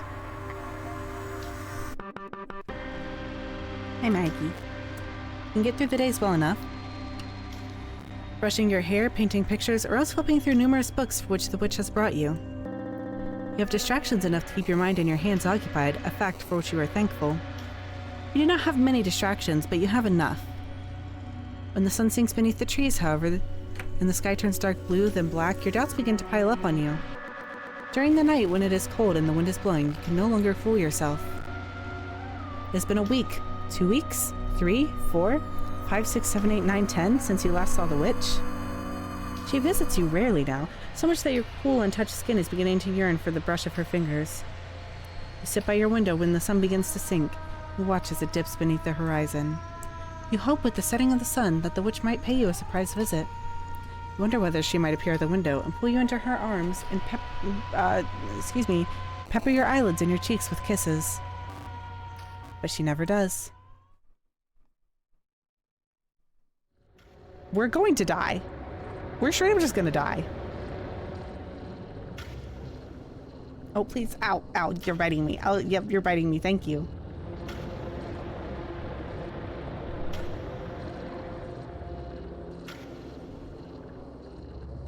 My gosh. You're sitting at the window once again, as has become a commonplace occurrence for you, dreaming of what could be, of what should be. When first you were imprisoned within the stone tower, you used to dream of escaping from your confines and running far, far away. You had dreams of sitting upon a cliffside, the salty breeze in your hair and the sound of the waves upon the shore in your ears. That, or seeking refuge among rows of thatched-roof cottages in a quiet residence where few dwell. You dreamt of being taken in by somebody wiser than you, somebody kinder. You dreamt of being treated with care and respect. That is all you wanted. But your wishes have shifted since then, as has your heart. That's kind of the exact same thing that happened in the last one. We sat by the ocean. We got taken in by somebody kinder. No longer do you dream of the seashore, of the waves and the cliffs. Your dreams have become rather more isolated. You dream of residing within the walls of this tower as you currently do with the witch by your side. She tells you that she loves you, and you lean into her love. You accept it without question, as if her words were manna from heaven, sweeter than honey. You no longer wish to be loved in a calm, quiet, measured sort of way. You want the obsessive, all-consuming love of a witch who is determined enough to keep you a captive. What other form of love could be more meaningful than this? You do not want a bland love. A new word. Milk with toast? What? I have no clue what that is. A common, everyday, unremarkable love. You have grown accustomed to the love of a witch, a love which possesses and which consumes. You want the witch to love you as you have come to love her. When the witch finally does come to visit you, you cannot see any love upon her face. You cannot see any love in her eyes. They are cold and hard, just like stones. You gasp when you see her. You did not expect her, and scramble to your feet. Your soles are bare. You did not bother to dress yourself, not bothered for the last. How many days has it been? You do not remember. You've grown rather slovenly about your appearance. You no longer care to brush your hair, to change out of your nightgown, to don your petticoats or your bodice, or even your stockings. What is the point when the witch has stopped visiting you? You'd sooner lie in your bed like a consumptive wench and slowly die. That is how it feels without the witch's company, like you are dying. She left us for a really long time, and we are like, we want her to be obsessed with us, and we don't want to escape. We want to live in the tower with the witch. But now the witch is back, and she does not love us. She didn't say anything, but we can just tell. We just know. You have known an intense, obsessive love, and now it is gone. About the love you've begun to wither away. It really is a tragedy. Hope the witch will be able to see how much you are suffering without her. Hope that she will take pity upon how very pathetic you have become, and she will promise to stay with you. You wait with wide, eager eyes, hoping that she will offer you some excuse as to her absence. It needn't be a good excuse, so long as it is not, I've grown tired of you, so long as it is not, I no longer love you. Or worse still, I never loved you. She lies to you, you can still love her. She lies to you, you can pretend that she still loves you. She lies to you, she can spare your feelings. But the witch's voice is less than reassuring when she addresses you. Her voice is cool when she says, Dear me, you're in an awful state. You haven't brushed your hair. You haven't bothered dressing either. Some princess you are. Your parents would be ashamed. A creature like you had any parents to speak of, that is. A creature? I mean, we might be a little bit toxic in our feelings, but we're definitely the victim here. You look at the witch uncomprehendingly. What does she mean by that? I mean what I said. Just take a look at yourself if you do not believe me. Look at your reflection and then try to argue that you aren't a creature. You would look at yourself, but there's no mirror. I've not seen your own face, save for the faint reflection in the witch's dark eyes for... God, how long have you been trapped in here? Yes, I suppose that is true. I was hoping you might remember who you are for yourself without me needing to spell things out for you. But you're remarkably dense, aren't you? I thought you were supposed to be wise, but I suppose even the most powerful of witches are capable of self-delusion, when the truth becomes too unpleasant for them to confront it. Oh my gosh. Oh my gosh, was I... I'm so good at this. I'm so good at this. What does she mean, witches? I thought that you were a princess. Oh yes, I did tell you that, didn't I? That would be amusing, a bit of role reversal. I'd wondered if you would like to be the heroine in a love story for once, rather than the antagonist, but this has dragged on for far too long already. I'm so good. I'm so good because I was right last time, because last time I said they were all the same last time. And I was right, and I might be right again. It isn't entertaining anymore. It was never that entertaining in the beginning, to be honest. But then again, I've never been as cruel as you are, and I don't ever enjoy reveling in other people's misery. Because, okay, earlier I mentioned the calluses thing that, like, led to maybe her actually being a princess, but I was thinking because, like, the other thing, I was like, well, if she's a witch, she also probably does not have calluses. But I was like, that's a bit far-fetched, and I don't know that for sure. But also, we don't know how many cycles of this she's been through, so we don't know. But then again, I've never been as cruel as you are, and I don't enjoy reveling in other people's misery. I just thought that you deserved a taste of your own medicine. Your own medicine? What is she talking about? What do you think? Just take a look. I should answer all of your questions, dear one. And that's why she's calling dear... Because it's dear one, because it's like, she's flipping the script. The witch. But is she a witch? Smiles sardonically, her eyes half-lidded as she reaches into the wicker basket which dangles from the crook of her arm. From within it, blanketed beneath a scrap of red fabric, and that's why she was so obsessed with the hair brushing. She extricates a gilt mirror. The witch polishes the mirror with the hem of her satiny gown, then hands it to you with an anticlimactic, "Here." Your fingers brush as you reach tremulously to take the mirror. Your innate desire upon seeing that mirror is to draw away from it, or else to dash it upon the ground. You do not want to think about what you will see reflected within its smooth, glassy surface. You are afraid if you acquiesce, all of this will be over. You will no longer be able to pretend to be a princess, but you are aware, at long last, that you are pretending. Perhaps you are always aware of it. You never really felt like a princess, even when the witch bestowed this identity upon you. The word princess never resonated within you. Never felt like you. You still cannot remember spending your days within a palace or a castle or even a dungeon guarded by a dragon. You cannot remember meeting any princes, kings, or queens. You are not a princess then. You never were a princess. But of course, you always knew that. You just wanted to play pretend. But the face which stares upon you from the mirror's smooth, untroubled glass, all pale skin and dark staring eyes, makes it obvious just what you really are. Is this what she looked like? Like, I don't... Like, she had the makeup on last time, so it'd be really hard to tell if it's the same. But I don't think the hair color is the same either. That's what I'm like, it's not the same. You were and always will be. A witch. That's right. The witch, Rosette, regards you unblinkingly. With the dark, dead eyes which have seemed far too much for one so young. But how young is she, really? How long was she trapped, running through a fractured fairy tales as she tried to escape from you? It is! It kind of is, though! It's them! It's them! It's her! What was it? Medea? It's Medea and Rosette. And I did call this. So... media literacy at an all-time high. For me, at least. For once. I'm comprehending information. Maybe this is just my... Like, am I bad at knowing most things? Yes. Yuri? I know this.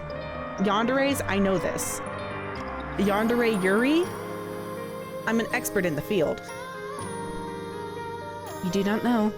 You hardly recognize her, but you recognize yourself. You might have lost sight of who you were when Rosette left you, but now... Do you remember? I remember. I always remembered. My name is Medea. It is... I think... like... the other roles she played, like, I think it's fully possible that she has that experience. Yes, that's right. I am Medea and this girl is, or was, Rosette. And though our paths continue to cross, we have always been alone. This girl, once so innocent and assuming, languishing for want of love, has known what it feels like to be adored to the point of insanity. She has been drowned, buried, and consumed by love.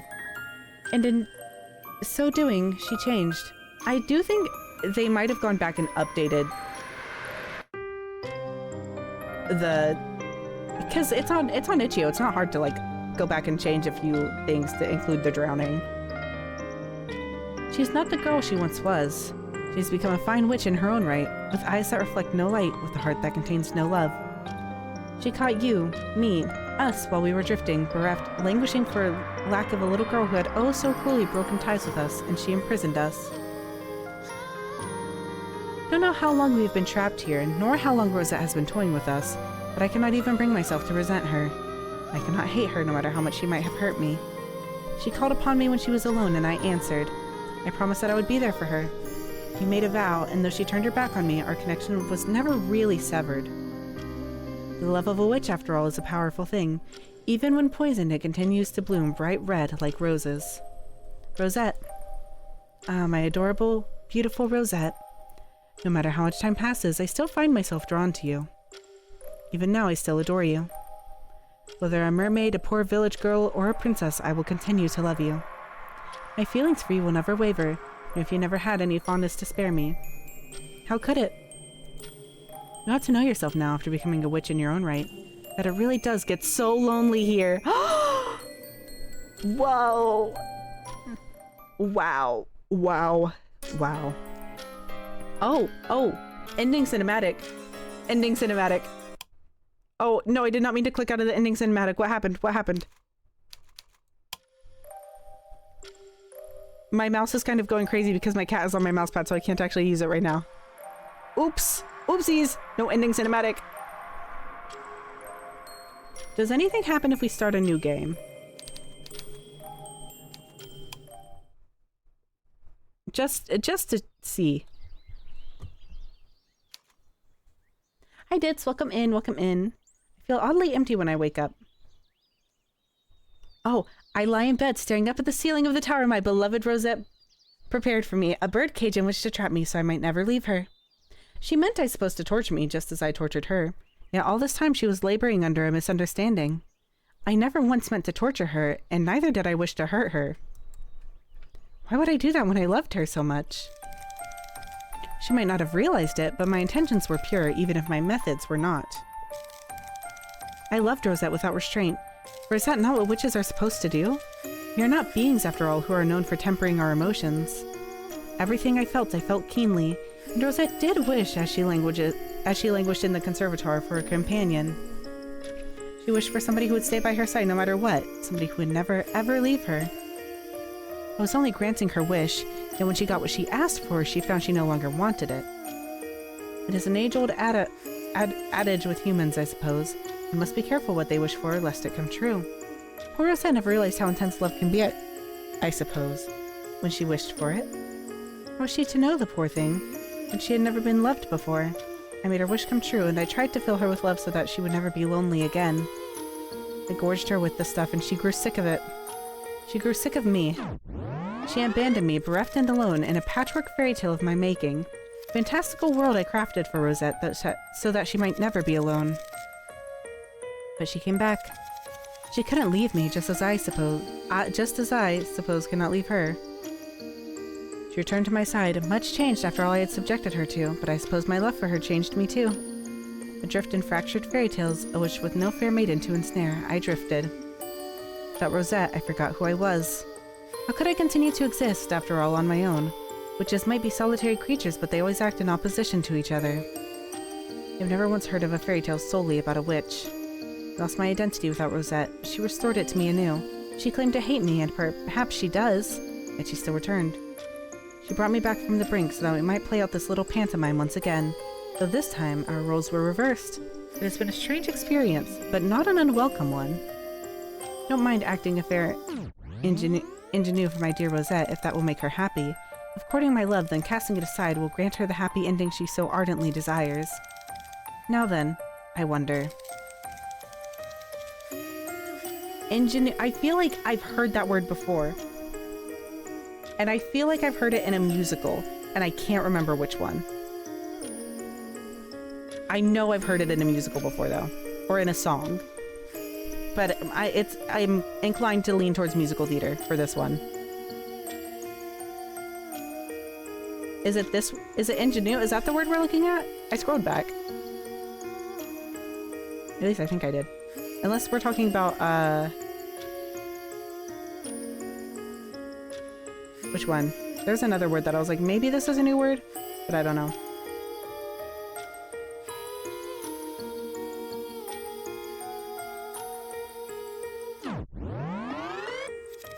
Okay, yeah, that's the one. I know I've heard it before, and I'm just like, where did I hear it?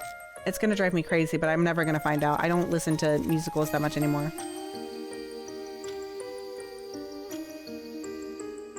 Now then, I wonder. Should I submit myself to Rosette once more and give myself up to my fate, or should I resist just a little longer? This game it's the game that keeps on giving. Let's accept our fate. Yes, that does sound lovely. That was our best experience once, but we witches are greedy. We live for longer than ordinary humans, so we might indulge in the same story over and over. There's no harm in overindulgence, not when we witches will never truly die. There's nothing to prevent me from sinking once more into this yarn which Rosette spun for me. And so, I will do just that. I will give up my memories once again, and I will allow myself to be reborn. I will let Rosette cut me and coddle me and kill me. I will let her kill me over and over again, roses blooming in this tower to commemorate every single one of my deaths. I will submit to myself once more. I will submit to myself once more to her hands. And in so doing, I will plunge myself ever deeper into this endless obsession. The game crashed. Come back. Wait, hold on. Come back. We are not done yet. No, no, no. Where is it? Oh, I don't have a shortcut for it. Hold on. What the heck? Come back here. We're not done. We are not done.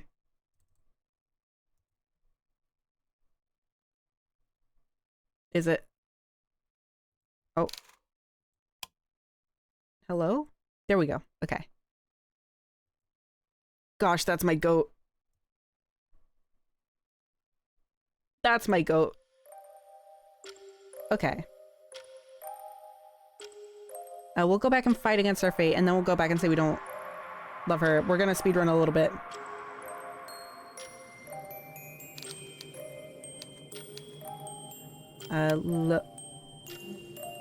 My save slots? Excuse me? You can't do that to me. I needed those. I needed those. I needed those. Hey, so I needed those. Hey! Hey, excuse me, pardon me. I needed those. Hold on. Okay. I guess we have some time to chat then? I don't know.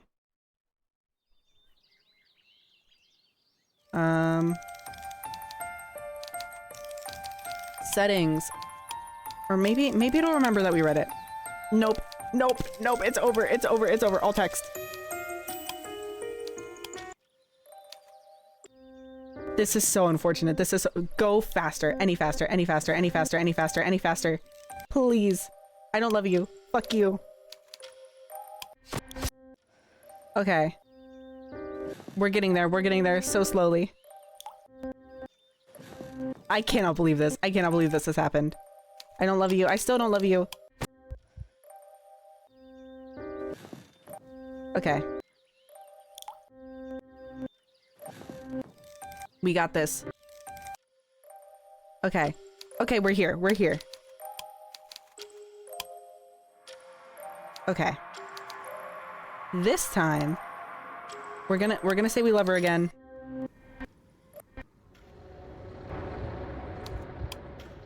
Okay.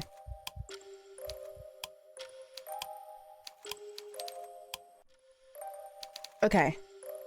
Okay. What do we do now? I think we need to go back here. We don't love her.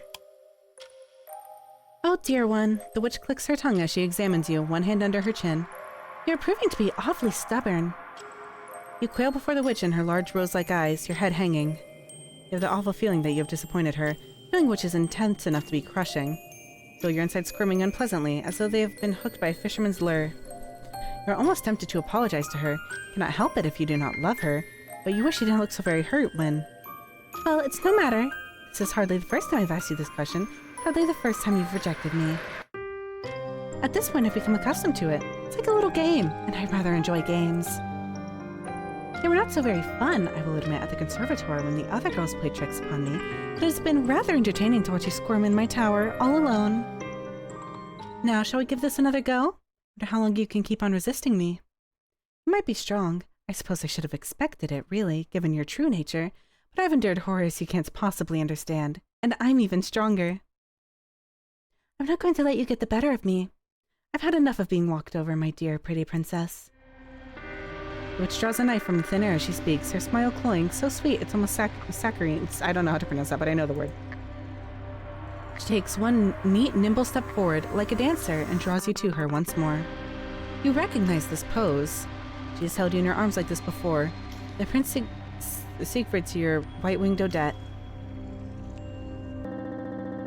It's good to note that sometimes I can read. But the front of your pale gown and your fair ivory skin do not remain for so very long. The witch's knife plunges into your chest, sure and true, blade sliding between your ribs as though it belongs there.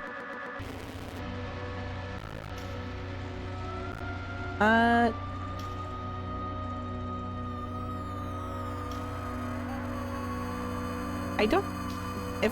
She said pose at one point. I don't know if she said poise. You gasp, but not in surprise. You have the dull feeling as you totter back that this has happened once before. We just went back, and we went to the I don't love her option instead of starting the game anew because I'm worried that would delete my save file. And she was like, that's fine, we've done this before. We'll do it again. So that we're back here. You're accustomed to it already. It's not so very surprising, therefore, when you gasp. You choke. You splutter, blood burbling from between your lips. Such a deep crimson it's almost black. Your body teeters.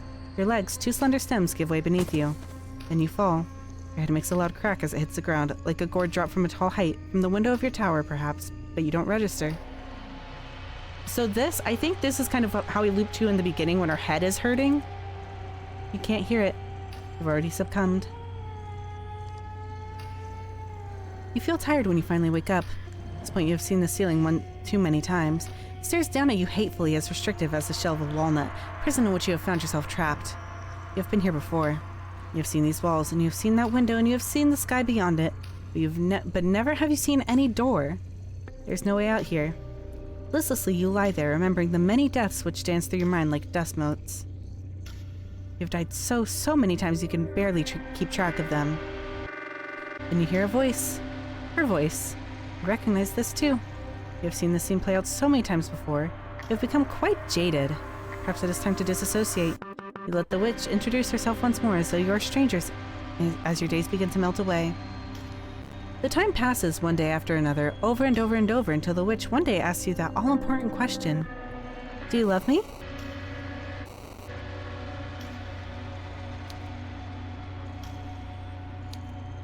I don't know if this is like a new... This keeps just going on and on. Do I love you? Nah. This again? The witch tuts, evidently displeased as her fingers press against your cheeks. Her nails sharp like claws, so they almost draw blood. I'm beginning to tire of this back and forth. I thought I would be able to break you down by this point, like the dear little doll that you are. But never mind. It appears some further persuasion is in order. Just don't complain if it hurts, dear one. Remember, you are the one who brought this upon yourself. Okay. Then you feel pain, but only for a few seconds. The witch's blade sinks into your chest, plunging into your heart. You bleed and your body crumples to the floor. Then you die.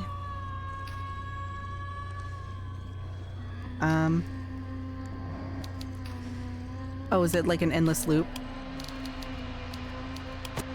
Can we just keep going? How many times can we do this? Just permanently, forever. Okay, I do love you. In the face of the witch's inquisition, there's only one thing you can't say, and then this is the same. Okay. Okay. Okay. So now we're gonna go through, and this time we will fight against our fate because I'm not losing my save files again. I can't believe it did that to me. I feel oddly empty when I finally wake up. I lie in bed staring up at the ceiling of the tower my beloved Rosette prepared for me, a birdcage in which to trap me, so I might never leave her. She meant, I suppose, to torture me just as I tortured her, yet all this time she was laboring under a misunderstanding.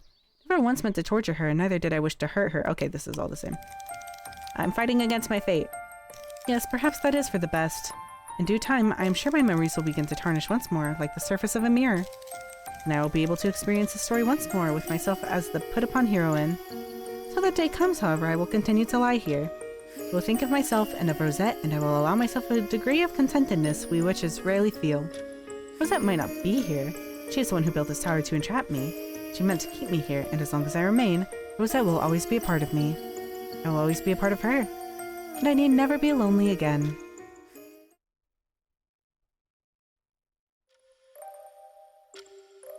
Interesting.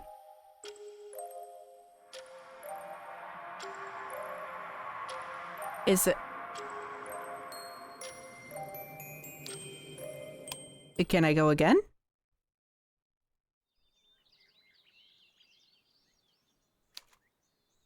Oh, I feel oddly empty when I wake up. But I've said all of this before, haven't I? Might be a witch who has lived for thousands of years, but I have no wish to be a bore. Not going to repeat myself, but I do have to wonder, what should I do with myself now that this tale is concluded?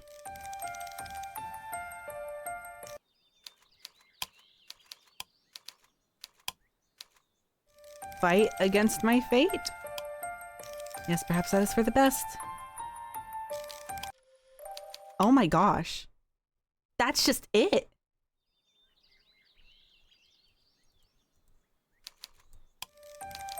And... oh my gosh. Whoa. Wogue. Anyways. It is so far beyond bedtime for me. I'm cooked tomorrow. Let me see. Let me check some stuff. I do think for this game that is it. I think there's nothing else to be had out of it. I think we've wrung everything out. Because this one was a lot shorter anyways. So, but that's She did it again.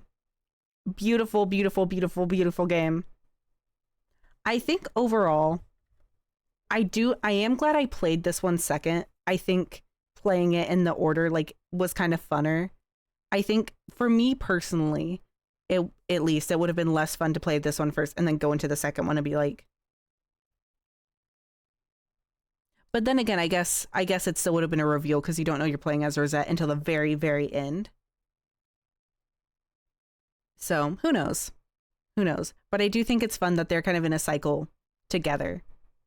And I do think, yeah, I think either order. I think there's no wrong way to play it. It's just such a good game. But with that being said, I need to rush off to bed. I've got to get my cat situated. So sorry that my cat keeps interrupting stream, but also no, I'm not. Maggie can do whatever she wants, and I'm not going to stop her. And she deserves the world. And if that means she gets to interrupt my streams, so be it. Live your truth, queen. But I will get the raid started. Thank you guys so much for being here. Happy Yuri Wednesday. This game is so good. This game is so, so, so good. Happy Yuri Wednesday, everyone. And I will see you later. Bye-bye.